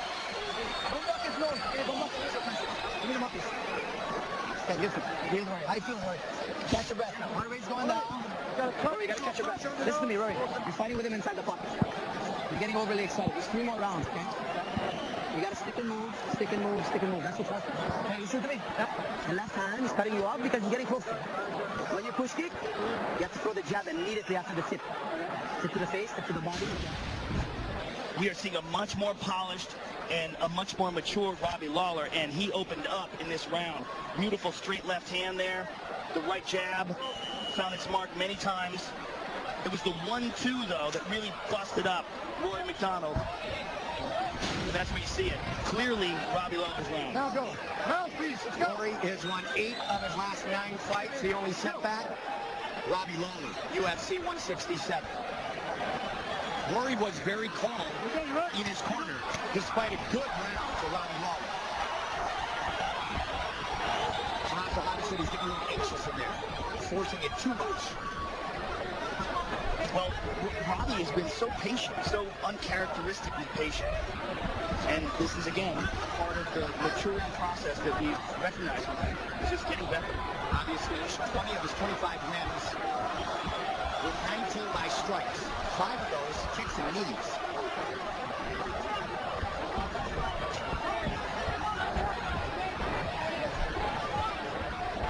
Rory looking to find the range, take the momentum back. Good second round for the champion. That was one of very few kicks that Robbie's thrown in this fight. Making sure that he gets taken down. Oh, good left hand. Underneath it in both. Snapped his head back. Robbie again steps in. Rory looks to answer. McDonald at the end of that jab. Beautiful straight jab again. A stinging jab by Robbie Lawler. Jab, the significant difference here in this fight. Do better than George St. Pierre with the utilization of the jab. Robbie's doing it against Rory so far. Can he get a takedown? He's looking for it. Wow, beautiful sprawl below. Beautiful. Outstanding. And punishes him. Rory's taken down 8 of the 9 opponents. Wow. He's attempted to get to the ground. He hasn't done that against Robbie. Rory's face is a mess. He's bleeding from 7 cuts now. He's by far taken more damage tonight than in any fight in his career.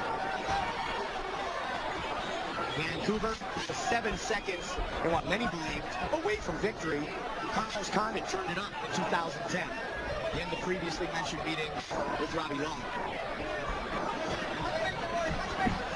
18 wins despite those 2 fights. You'll see how the momentum is changing towards the champion. But clearly from the second round on, it's been Robbie Lawler getting the better of the exchanges and definitely doing the most damage. And this round, even more impressive. I mean, Rory is really busted up. He is a mass of blood. Let's work. Robbie looks good. Robbie looks, I took that one. Robbie looks like he hasn't taken much damage at all, Joe. Even when that was a nice shot. Yeah, by Rory. Even when Rory is landing these shots, Robbie's managing to get just out of the way of them. So they slide off of him or catches him on the end. Right there. He caught him with a nice short right hook. Yeah, he did. Just over a minute and a half on the clock here in round 3.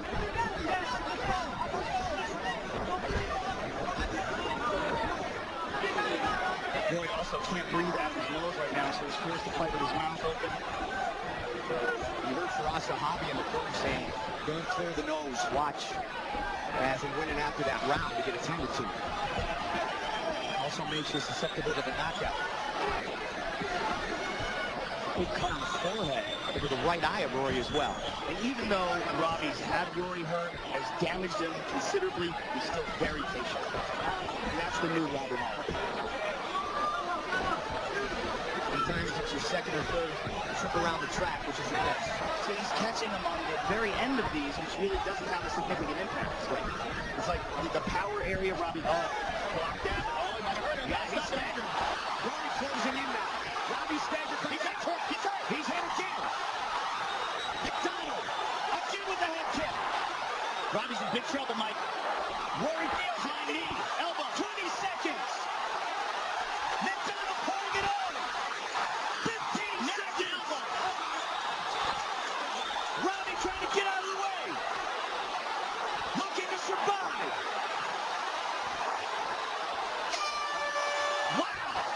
Advantage, Rory McDonald. He's badly hurt. He has wobbled back to his corner, Mike. McDonald is hit. He's hit. Head kick landed. Wow. Hey, you blow a lot of shit out right there, okay? Get your composure back. You have to put pressure on this guy. Okay? My rate's going down. I want you to circle. You're figuring him out. I want you to circle, breathe, and finish him. Let's take a look at that wild exchange. Look at this. Here's where it starts. Head kick. And it was blocked, but it still got through enough to stun Robbie Lawler. And then Rory McDonald opened up and had the champion badly hurt. Beautiful elbows. Excellent punches. This is a wild fight. Championship rounds. First time ever for Rory McDonald.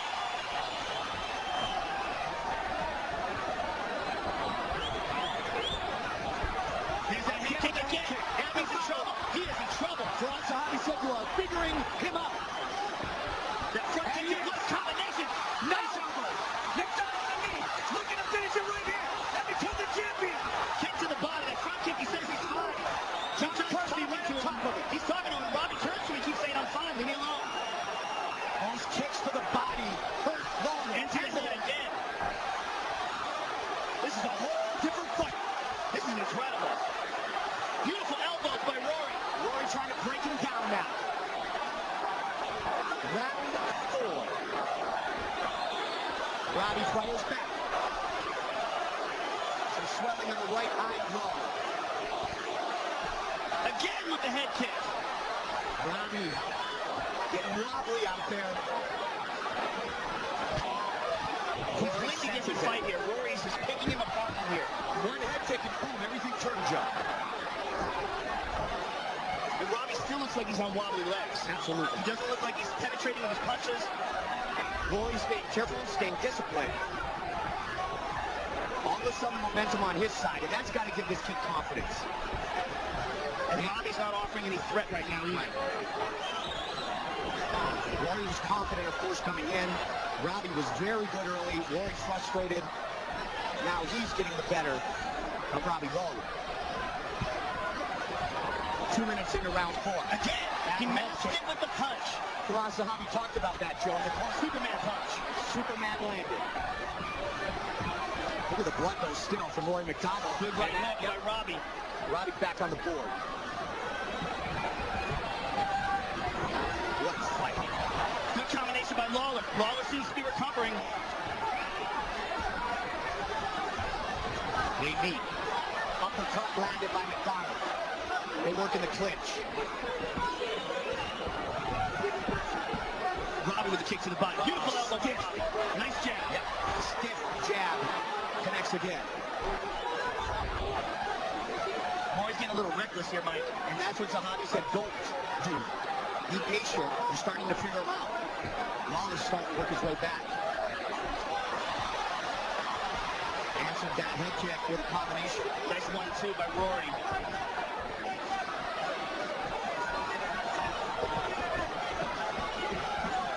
Robbie was in a beautiful shot. Look at that. By Lawler. Outstanding. After him again. Robbie was in trouble, John McCarthy. Watch Robbie work his way into this round. But now has 90 seconds remaining.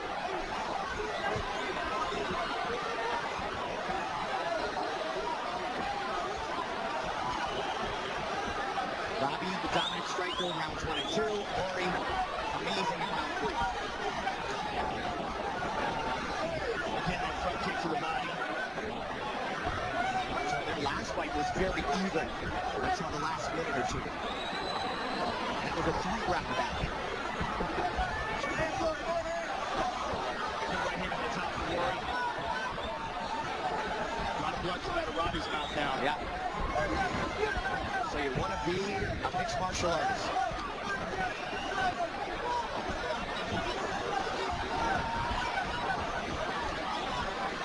Rory just shows so much determination.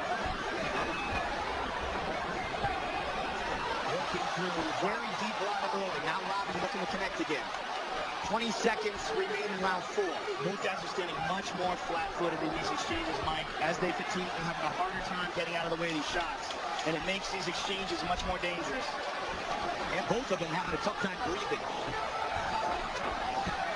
Again, he goes to that head kick. Wow, how good is this? Currently cleared the blood. Stared down Rory Joe. Rory was going nowhere.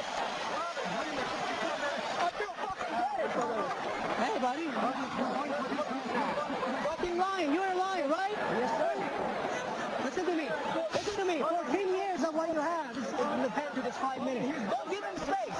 Don't give him space. All right? Don't try to reach out for his hand. Close the gap with 1-2. Close the gap with 1-2, Rob. Hey, it's time to put him away.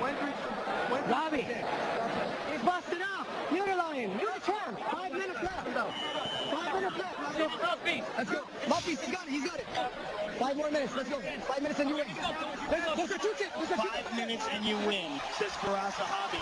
Robbie Lawler's corner imploring him.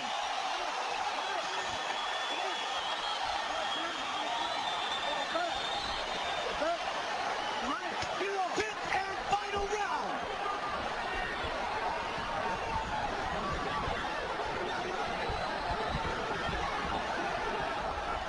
Their first fight, a split decision.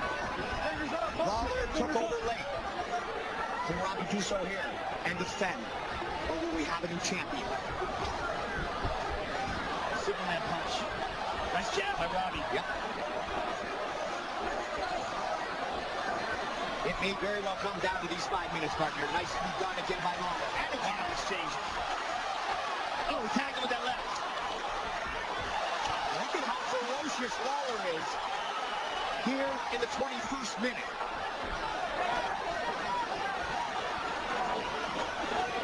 Lands it again. He's hurt. This may be it. That's it. That's it. It is all over. Robbie Lawler remains the welterweight champion.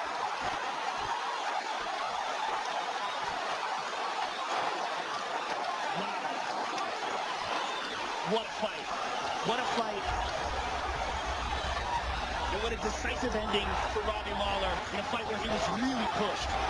Really pushed to the limit, on the brink of losing his title. Came back and stopped Rory McDonald in the final round. Amazing. That punch, one of many to the nose of Lawler, finished the fight. Let's take a note on our fight replay, brought to you by Bud Light, the perfect beer for whatever happens. Watch it. He'll grab his nose. It just shattered on him. Yeah, and he just couldn't take the pain anymore. Covered up, and that was it. I mean, it was already a shattered nose. But that one punch was the straw that broke the camel's back. What an incredible fight. Pushed to the limit. But Robbie Lawler, like champions do, found a way to win. Unbelievable battle for the belt at 170. And as the Hall of Famer, longtime friend and teammate has said before, Robbie is a true champion now as he is able to defend his title. 6th knockout in the welterweight division for ruthless Robbie Lawler.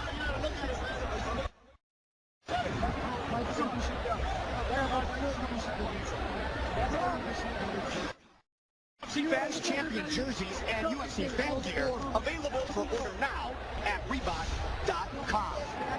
Butler defends Bruce Buffer with the official decision. Ladies and gentlemen, referee John McCarthy has called a stop to this contest at 1 minute of round number 5. Declared the winner by TKO and still the undisputed UFC welterweight champion of the world.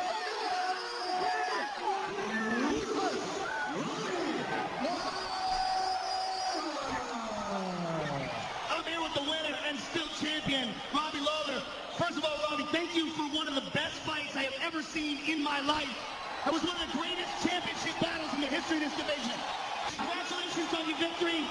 Is it a more satisfying victory because it was such a wild and crazy fight? Oh, it's more exciting because I showed everyone I'm a true fighter. I come to fight. No matter what happens, I keep coming and I'm coming up people out.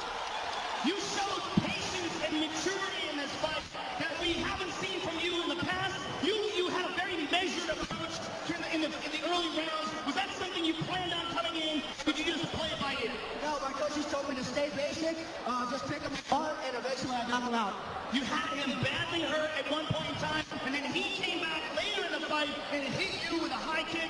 How bad were you hurt? I mean, obviously I was dinged, I covered up, and I was just looking to swing with a big punch. I keep fighting. If people get in my face, I'm going to knock you out.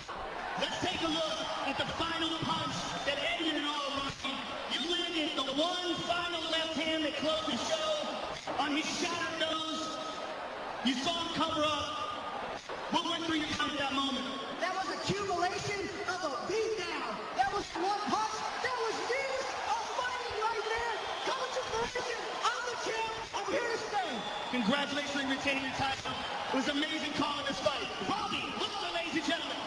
Ruthless Robbie Lawler remains the UFC welterweight champion.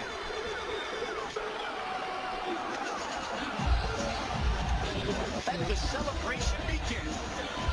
Also in attendance, and the champion of flyweight division, King Mighty Mouth Demetrius Johnson. Plus, the Terminator is here again tonight. One title fight complete. One title fight still to come. And next month in Rio is the most dominant mixed martial artist in the world today.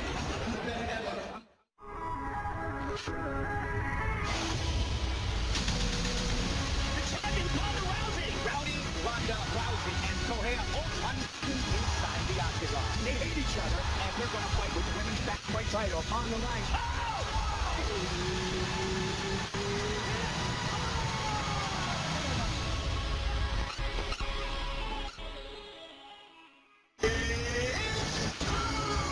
I have been feeling like a UFC World Champion since the day I arrived here. We are in the McGregor time now. This is a huge opportunity for me, and I got the call. I'm not turning this fight down. Connor's a guy that I know I can beat. I get in there and get that belt. I feel my power, along with my precision, will be too much for anyone to handle. It's definitely going to win up to the hype. There's a lot of people that want to see me destroy Connor, and that's what I'm here to do. My confidence is sky high going in here, and I will dispose of him. Tonight's Locker Room Cam is brought to you by Reebok, the exclusive outfitter at UFC. Hashtag UFC Fight Kit. We take a final look at Chad Mendes as he prepares for his world title fight against Conor McGregor. Mendes has been here before, but when you add in the animosity between these two featherweights, the Californian has even more incentive to take the belt and shut his rival's mouth at the same time. Conor McGregor, calm, cool, and collected before the biggest fight of his career. And he knows that all the talk is over, and all that remains between him and a world featherweight title is 25 minutes or less with Chad Mendes.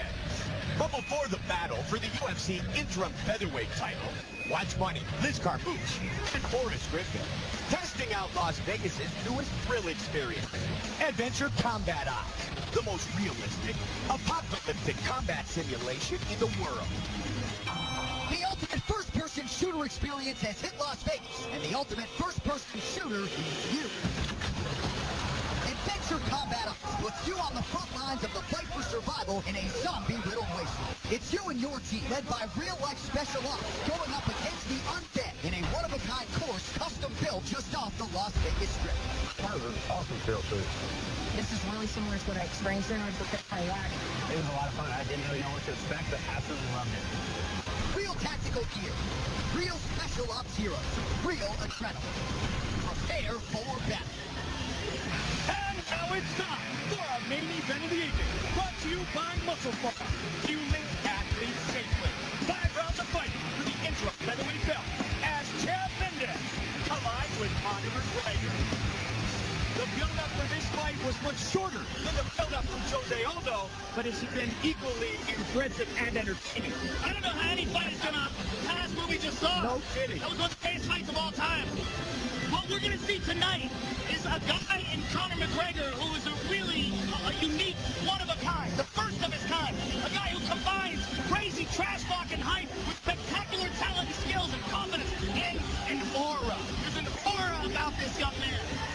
Chad Mendes is not impressed.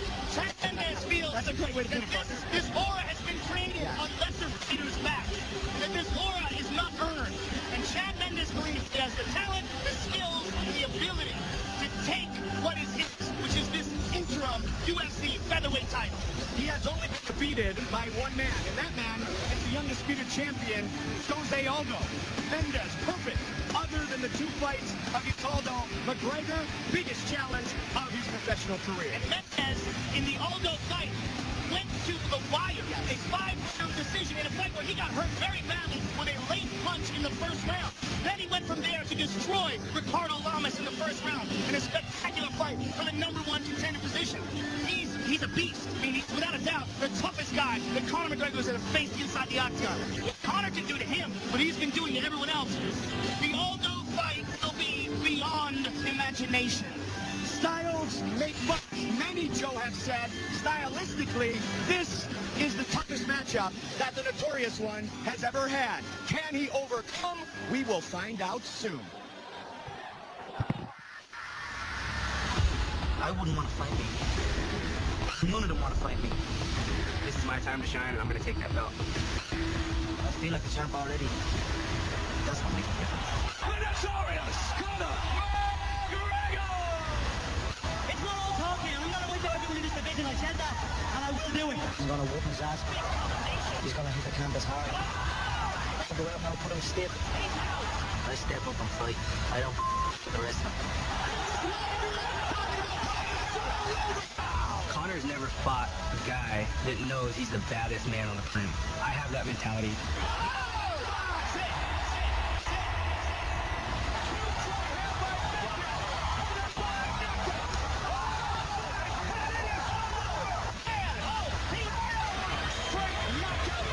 Conor made it very personal. I'll eliminate Chad Mendes. I don't like him, he doesn't like me. Chad's a 5'6" overblown bodybuilder. I have an 8-inch reach advantage on him. I will tower over him. Conor McGregor, still looking forward to whooping your ass, buddy.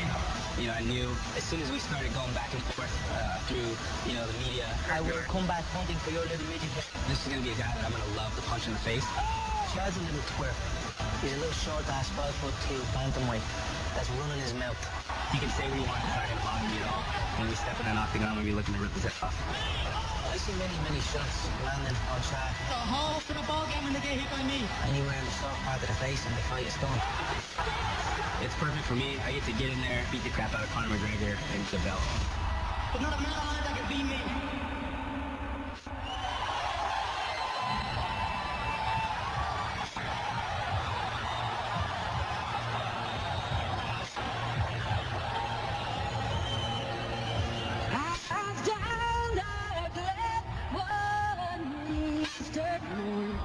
Just let see fair on. There are lines of marching men and squadrons pass me by. No piping, no bottom drum, did sound it's loud, top 10, but the Angeles bells are the lace ones rang out in the fighting.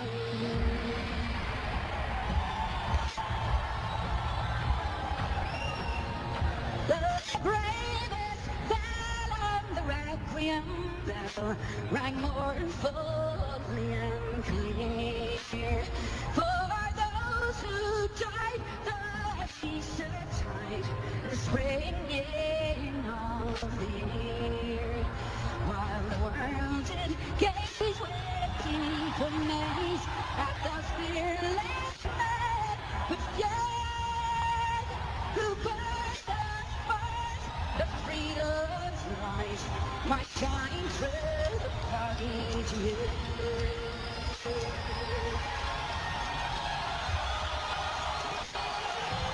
The fighting face of the nation.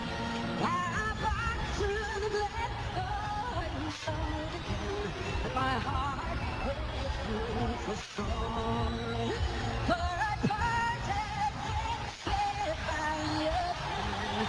I never shall see more. To unfurl in my dreams I go, and I still pray for you. Story of this fight. When you battle the party.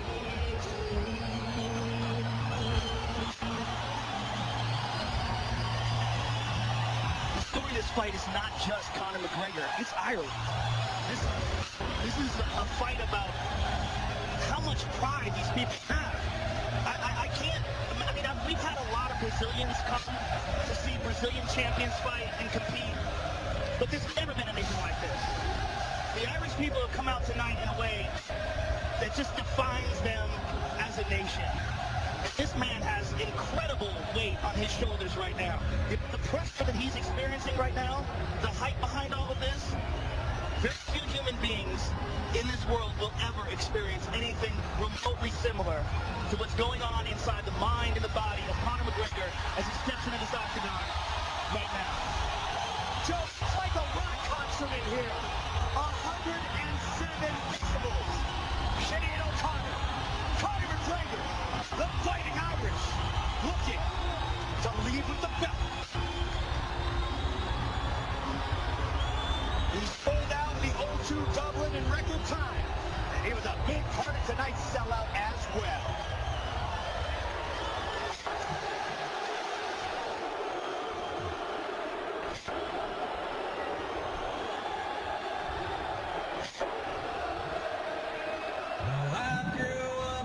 No dirt road in a town you wouldn't know. My pops built a place for $1,500 in 1964. My grandfather was a drinker back in the day, he wouldn't have. But a war is known to change a man, and whiskey's known to change a man. But that's not me. I rarely drink from the bottle, but I know freedom ain't free. I still live in the sticks where you wouldn't go. In a town of 1,200 off an old dirt road, and a country boy is all I'll ever be. It's been 17 years since I sold my soul to the devil in LA. He said, sign your name here on the dotted line, and your songs they all play. He set up shop on Sunset, he put me up at the marquee. He said, you want to sell 1 million records, boy, you better listen to me. He said, change your style, widen your smile, and lose a couple pounds. It's fun to live this life, you better lose that mind. Hey, it's your friends around. I said, that's not me. It's the biggest thing in life for your friends and your family. And like my jeans and my old t-shirts, complex bounce and really hurt. Country business is all I'll ever be. Cause I'm talking just how to say it like. Catch me on the house.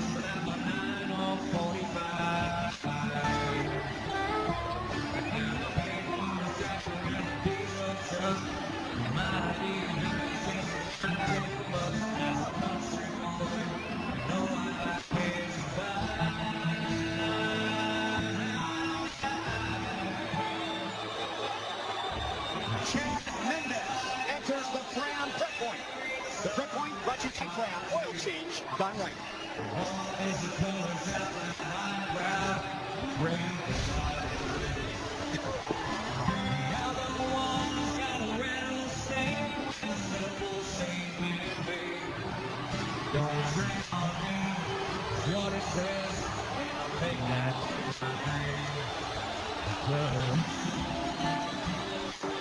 This is proud to be American and strong and I believe. And I said it before, but I'm saying it again, 'cause I've never needed practice to hold my hand. And I said it before, Our tailgate for this, the main event of the evening, is brought to you by the new movie Football, starring Jake Gyllenhaal, in theaters everywhere, July 24th. Mendes 30, McGregor 26. McGregor with an 8-inch reach advantage. Who will lead the interim featherweight champion? We are going to find out. Who's bucket?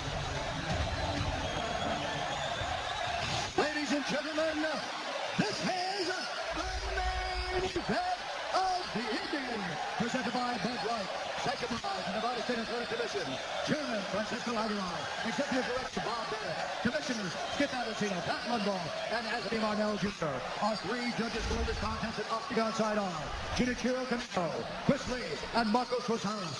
And when the action begins, our referee in charge of the Octagon, Herb Jean. This bout is sponsored by Bud Light, the perfect beer for whatever happens. Metro TCS, where you can get unlimited data, talk and text on the nationwide cable network for just $30 period. And the new movie, Southpaw, starring Jake Gyllenhaal. It theaters everywhere, July 24th. And now, this is the moment UFC fans around the world have been waiting for. Live from the sold-out MGM Grand Garden Arena in Las Vegas.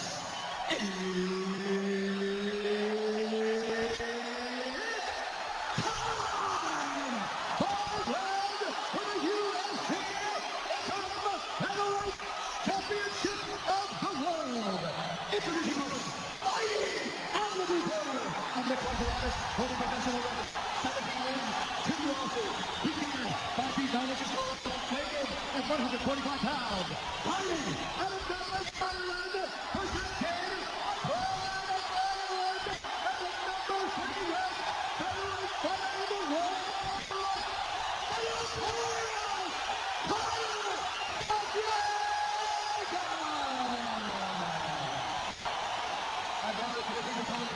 Fighting out of the red corner of the Carson Lewis, holding professional record, 17 wins, 2 losses. He stands 5 feet 6 inches tall, weighing in at 144 and a half pounds. Fighting in the San Francisco, California, presenting the NCAA All-American Wrestler and the number 1 ranked featherweight fighter in the world,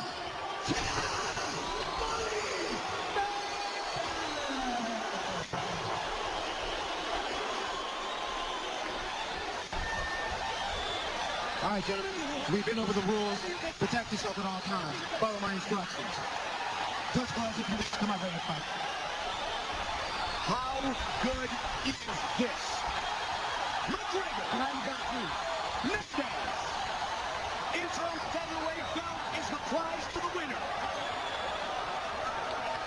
McGregor's just talking. Here we go. Spinning back kick immediately.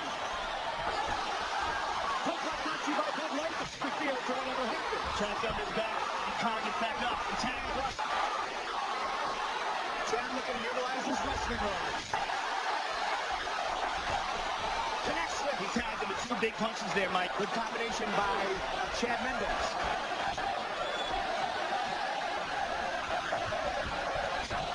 McGregor's sticking up over there, Chad.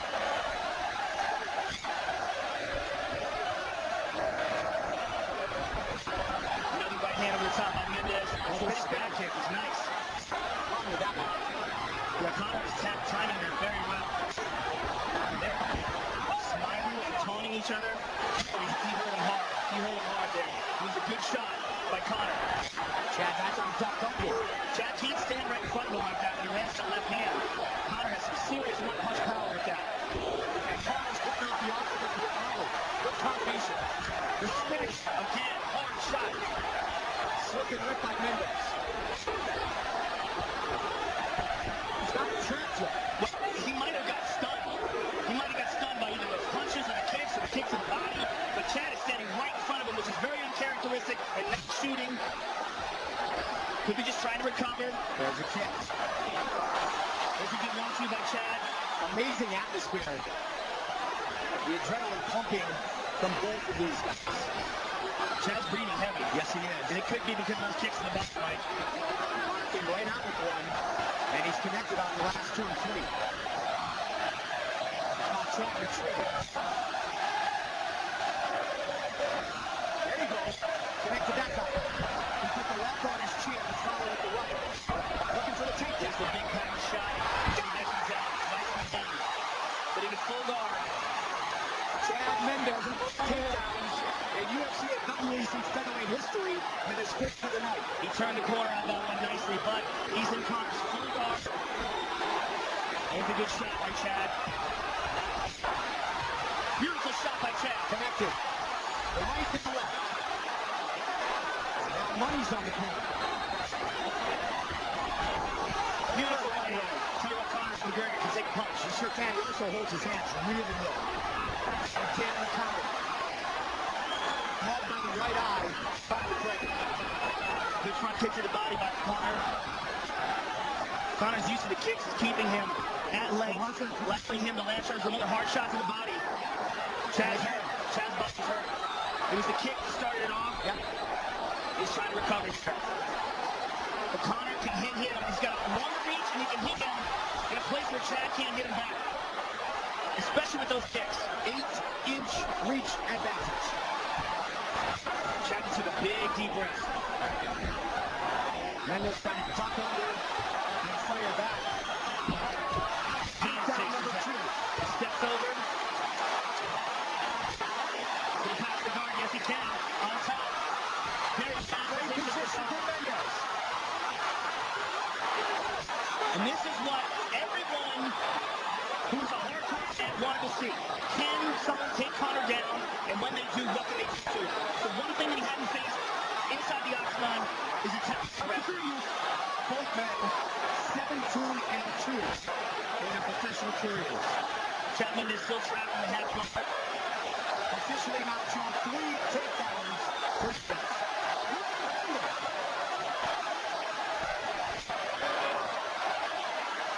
Chad Mendes looking for a guillotine here. They're going to trap the neck. Chad, this is final warning. Watch those fingers. Whole team talking about the fingers of Chad Mendes. Watch it. Final seconds of round 1. He wants this.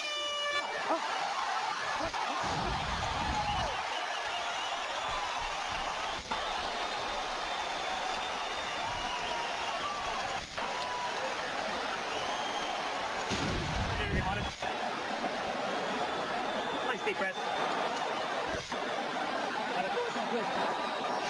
Okay, let's stick to the long shot.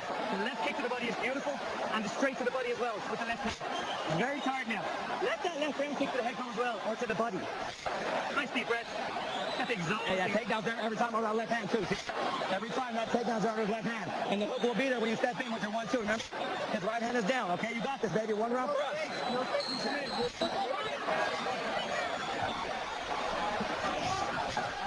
You see what you're doing with your finger? I know, but put me on. One team, holding Mendes with a finger. McGregor says, let's keep it going. Round 2. I like the respect there. Beginning of the round, McGregor with a quick touch. Mendes turn. The spin.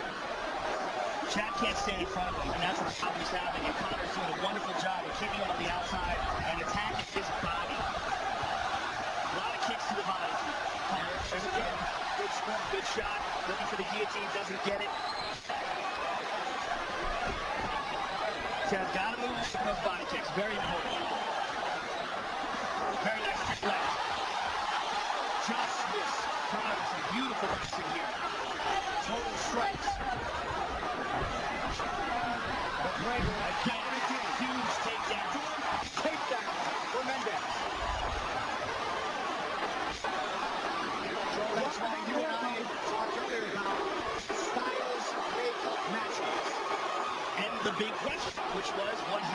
face in wrestling. Yes. This is what we're seeing. Chad Mendes comes up, landed another good elbow to the spot where he cut. And it was a big elbow that caused that first cut. Slashing elbow by Mendes.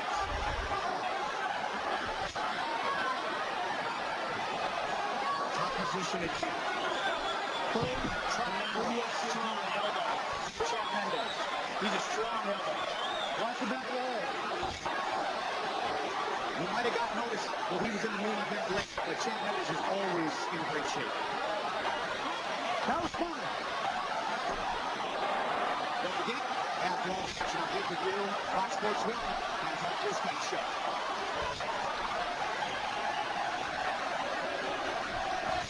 Another nasty elbow by Mendes. Trying to disrupt the breathing of Conor McGregor.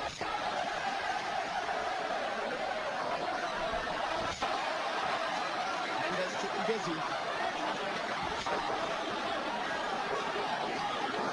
It takes a long time to get conditioned to go 5 rounds.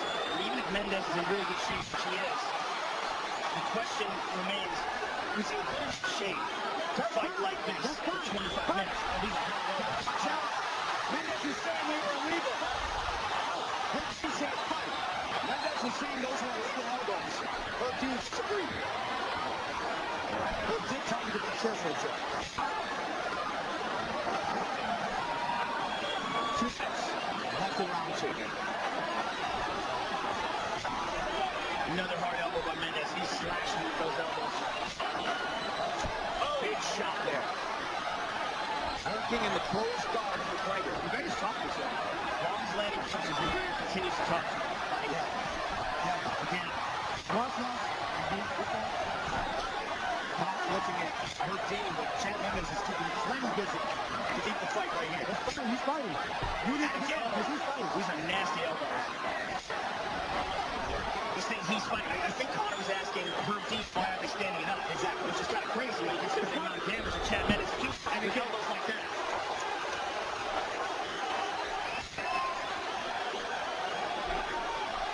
Hand over the mouth. Hard closed by McGregor. And Chad has made no attempt in this round, at least, to pass this guard. He's content to stay in the guard and smash him with elbows. And that's exactly what he's doing, Joe. He's doing a lot of damage here. Stepped over, looking for the neck, looking for the neck. Chad is excellent at this. This is his technique. Looking right down. Get in! Can he get it? Lost it. Lost it. Uppercut. McGregor. Can't stand for combination. Mendes fights back. Looks for another takedown. Not this time. With 20 seconds to go. Big deep breath by Chad Mendes. Listen to this quick. Oh! Big shot by McGregor. Look at the clock closely. 10 seconds. Could he finish him here? Conor McGregor is the UFC Interim Featherweight Champion. Wow. Wow.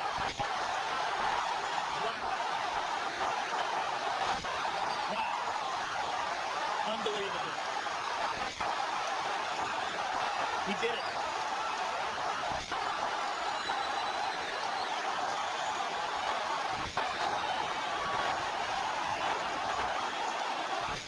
Can you even imagine what a Conor McGregor, Jose Aldo title fight is going to be like now?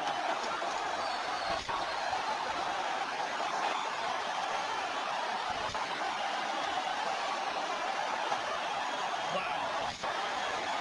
Look how emotional Conor McGregor is. Charismatic? Yes, indeed. A true warrior? Absolutely. And the true emotions of a man who just became the interim champion.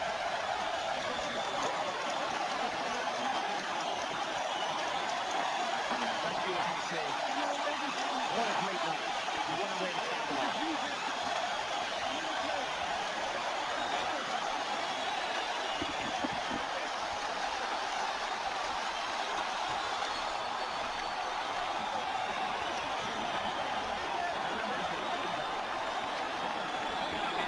Fight replay brought to you by Bud Light, the perfect beer for whatever happens.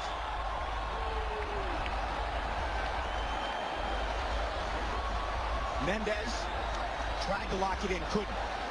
Chad had a very good round on top. But with seconds ticking away, Conor McGregor went to work. And he finished the fight. And he's the interim featherweight champion. The face of a fighting nation who said he did not come here to take part. He came here to take over.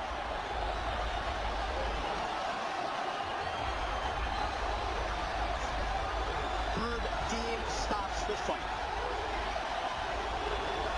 The notorious Conor McGregor.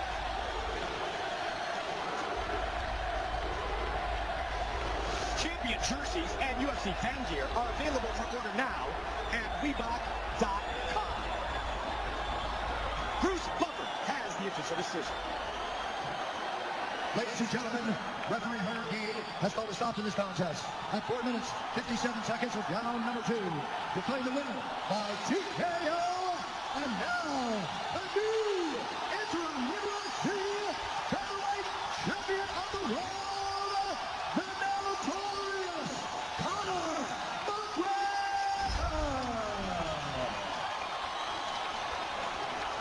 His family, his girlfriend, there's a proud papa right there. Mom and dad, part of the celebration. The winner, Conor McGregor. Conor, first of all, congratulations on an amazing performance. There's very few human beings that will ever get to feel the love and support that you have from the people of Ireland. It's humbled me. I'm blown away. I've never seen anything like it in my life. Before we even talk about the fight, please tell me what that's like. I'm absolutely blown away by the support. I can't put into words how grateful I am for everyone to support me and follow me. It's why I still stay there. So much went on during the build-up of this. So much media obligation to travel around the world twice and done 2 takes, one in case it was Jose and one in case it was Chad. There were so many crazy mixed emotions. And so just to come in here and just to hear all the support yesterday and today, I'm shaking with it. Conor, this is an incredible risk and a complete change to fight Chad Mendes. You prepared for so long to fight Aldo. On 2 weeks' notice, the fight has changed to a completely different style, completely different fighter. What was that feeling like, and did that cause you any concern? Yeah.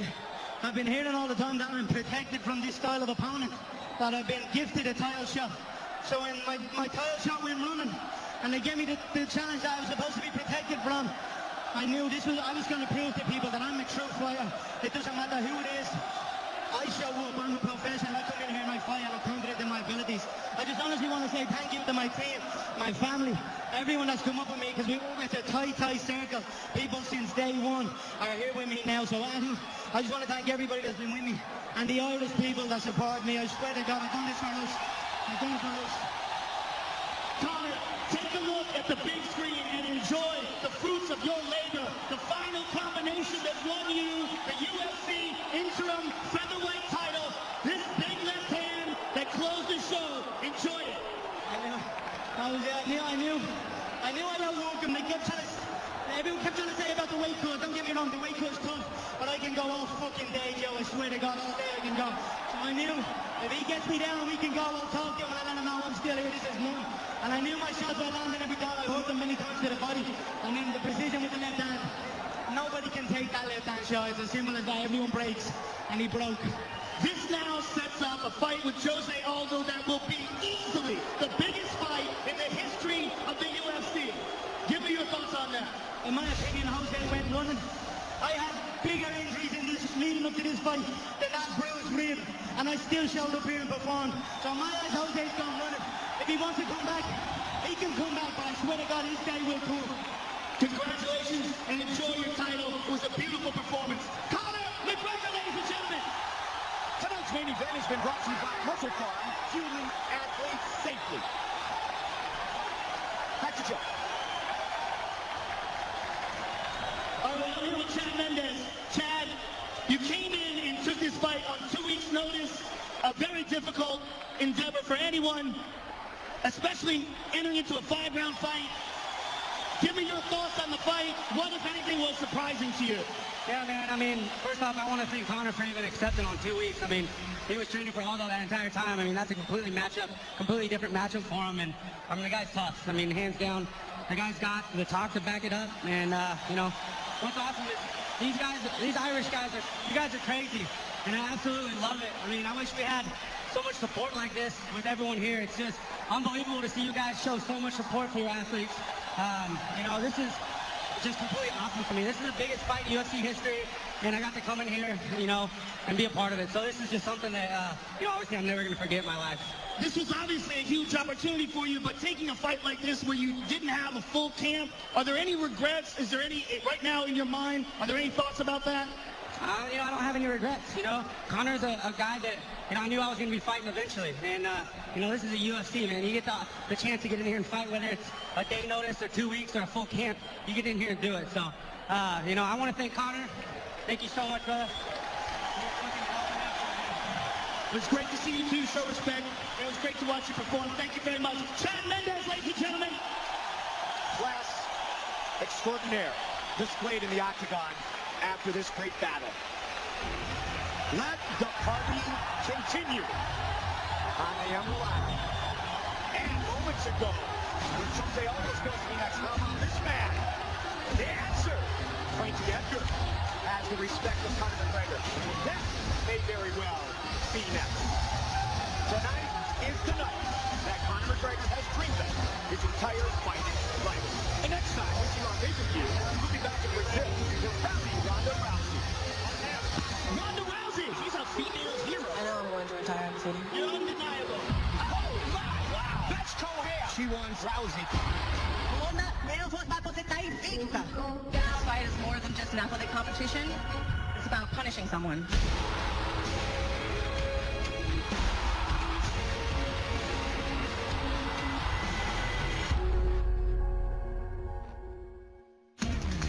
UFC 189, Mendes versus McGregor, has been brought to you by Harley Davidson, the only motorcycle worthy of being in the octagon.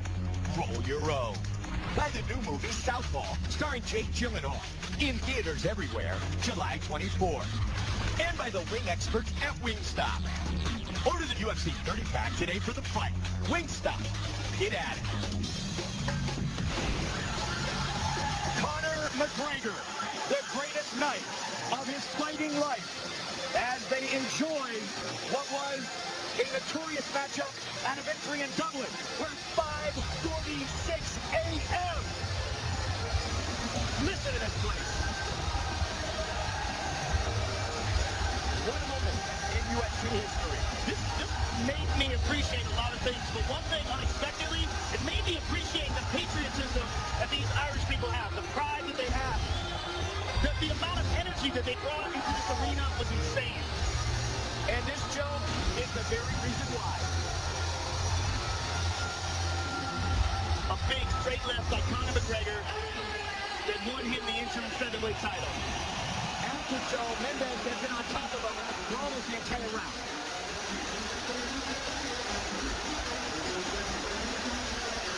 Overcome with emotion. Who will be next? Frankie Edgar, Jose Aldo. Conor McGregor doesn't care. He just wants to carry the fighting torch for all of Ireland. Aldo, unable to fight tonight. McGregor, the winner. You saw Frankie Edgar and Conor McGregor exchange.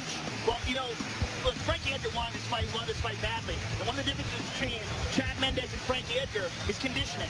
Chad Mendes is a guy who is very muscular and very explosive and has had issues slowing down his fights.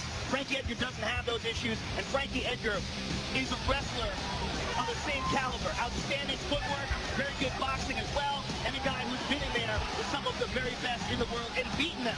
Beaten BJ Penn, beaten Gray Maynard. The Charles Oliveira fight showed that he could beat current, highly ranked and very skilled guys. The Cup Swanson fight was particularly impressive. The latest fight when he retired BJ Penn. Frankie Edgar, in many people's eyes, is the #1 guy in this division outside of the champion Jose Aldo. Now we have a new champion, obviously. Who's never been defeated, Joe. Jose Aldo inside the octagon. Hasn't won since 2005. You know, so many people were looking forward to seeing this Conor McGregor-Jose Aldo fight. They're going to be looking forward to seeing it even more now. The hype behind this contest, if these two guys are going to fight, it would be insane. It would be the biggest fight in history. And you will see patriotism and pride from the Brazilians on par with what we saw tonight from the Irish, and it'll be madness. Jose Aldo has defended his title 7 times. For all the interviews, the breakdown, all the analysis from tonight's great card, tune into Fox Sports 2 at the top of the hour for the UFC 189 post-fight show. So that's 1 a.m. East, 10 p.m. West, and right now, we check out the Immortal One. The recent resurgence of Tim Means has been one of the top stories in the UFC. And if anyone knows about a great comeback, it's the man ready to hold Means' momentum, Matt Brown. Okay, gentlemen, here we go. You ready? You ready? Come on, let's do it. Here we go. Brown in the black, Means in the white. Means is a southpaw. A little bit taller than Matt Brown. A little taller and very skillful. One of the most underrated guys in this division and one of the most dangerous.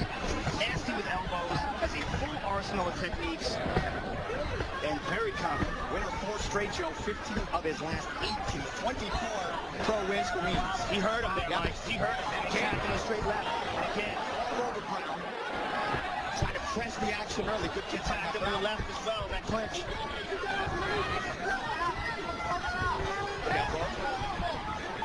And they break. Means you're talking about the skill, Joe, and he's displaying it immediately. He's got such a well-rounded arsenal. So good at mixing elbows with punches.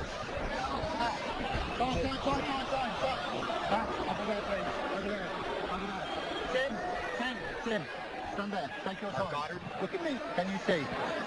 Yeah. You take your time. You tell me you can see. If not, we're going to look at that.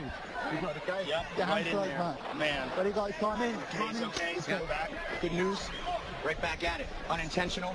Brown's got to be careful. Means is throwing thunder right now. He is, and he's so good at cutting angles, throwing punches from those angles, mixing it up, going to the body, into the head.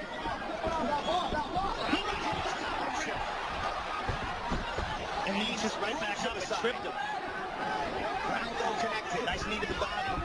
Now, Joe, they have both sent messages. And notice how Means, when they're in close, he turns angles. He doesn't stand right in front of him. He throws shots, and then Means throws another shot from a different angle. Tim Means, 6'2". Moved up from the lightweight division to welterweight against Stephen Knightley, training partner of Matt Brown. It's another one of the many stories where guys were diminishing their career by cutting too much weight. Yes. And he was really just weakening himself to the point where he wasn't able to perform. And now we see him at 170. He just looked outstanding. And Matt Brown has him here in the clinch. Matt's got double hooks here. Matt was on that huge run of fights, finished by knockout. 7 straight wins, 6 finishes by knockout. More recently, fought Robbie Lawler and Johnny Hendricks. Means landed a good shot in the clinch there. This is what I'm talking about, like that, the way he moves and the kick that he cuts. Very skillful. Full card of fights here on Fox Sports 1 tomorrow. Begins at 6 p.m. Eastern. The Ultimate Fighter finale. John Anik Grindstand. All the action. There's a couple good right hands by Matt Brown there. There he goes, looking for that right hand. Ooh, good kick, good kick. Looking for it. He's looking to take him. Nice guillotine. Guillotine here.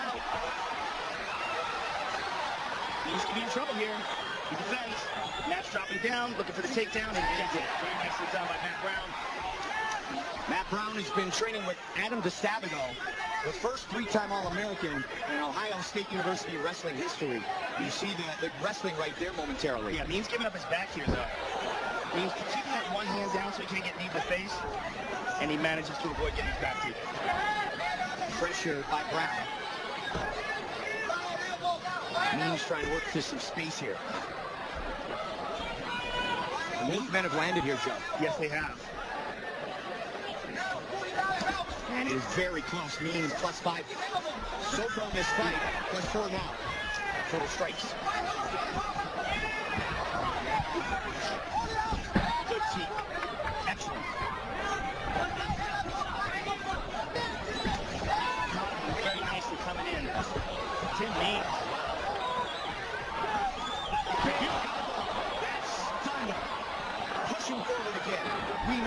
tough Matt Brown. We're seeing some blood coming from the face of Matt Brown now from that.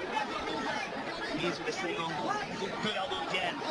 He's had some of the best elbows in this division. And Means again looking for the takedown. He's giving up the head.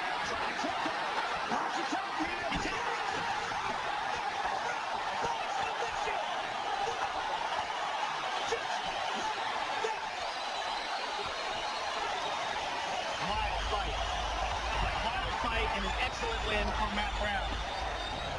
Joe, let's look at the finish.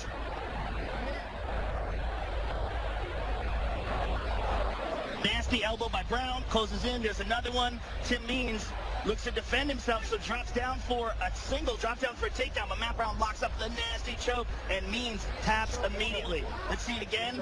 He got tagged by those big elbows before this, and then locks this up tight. Our single team, maybe?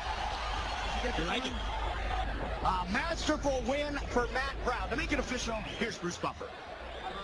Ladies and gentlemen, referee Mark Goddard has called a stop to this contest at 4 minutes, 44 seconds of the very first round. We find the winner by tap out due to a guillotine choke.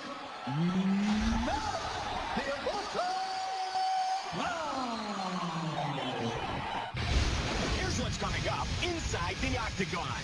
It's another unbelievable week for the UFC. Tomorrow, watch Jake Ellenberger take on Stephen Thompson, right here from the MGM Grand Garden Arena in Las Vegas.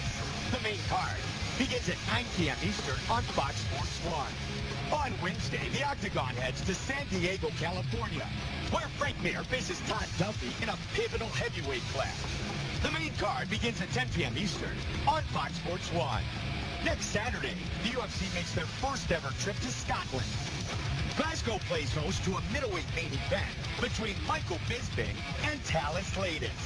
It's an early afternoon showdown with the main card starting at 1 p.m. Eastern on Fox Sports 1. And next time you'll see us on pay-per-view, it's UFC 190 as Ronda Rousey fights Bethe Correia for the UFC Women's Bantamweight title. It's UFC 190 only on pay-per-view. Following tonight's event, watch the post-fight press conference live on UFC.com. And tune into Fox Sports 1 for the UFC 189 post-fight show with Jay Glazer, Kenny Florian, Daniel Cormier, and Ariel Helwani. You'll hear from the winners. They will break down the fights, and it's immediately following our pay-per-view. The executive producers of the Ultimate Fighting Championship. Frank Fertitta III, Lorenzo Fertitta, and UFC President Dana White. Our supervising producer, Zach Candido. Tonight's show, produced by Bruce Connor, directed by Anthony Pasquale Giordano. Ireland got excited early, thanks to Gunnar Nelson, who finished Brandon Thatch. Connor was yet to come, but first, more great matchups inside the octagon. Jeremy Stevens, Dennis Bermudez, Eden, able to earn a victory. Wow, what a finish. Mike Tyson, all kinds of fired up for Rory McDonald and Robbie Lawler, too, for the UFC Welterweight Championship of the World. Both men did damage. Both men were damaged, but the ruthless one rules again.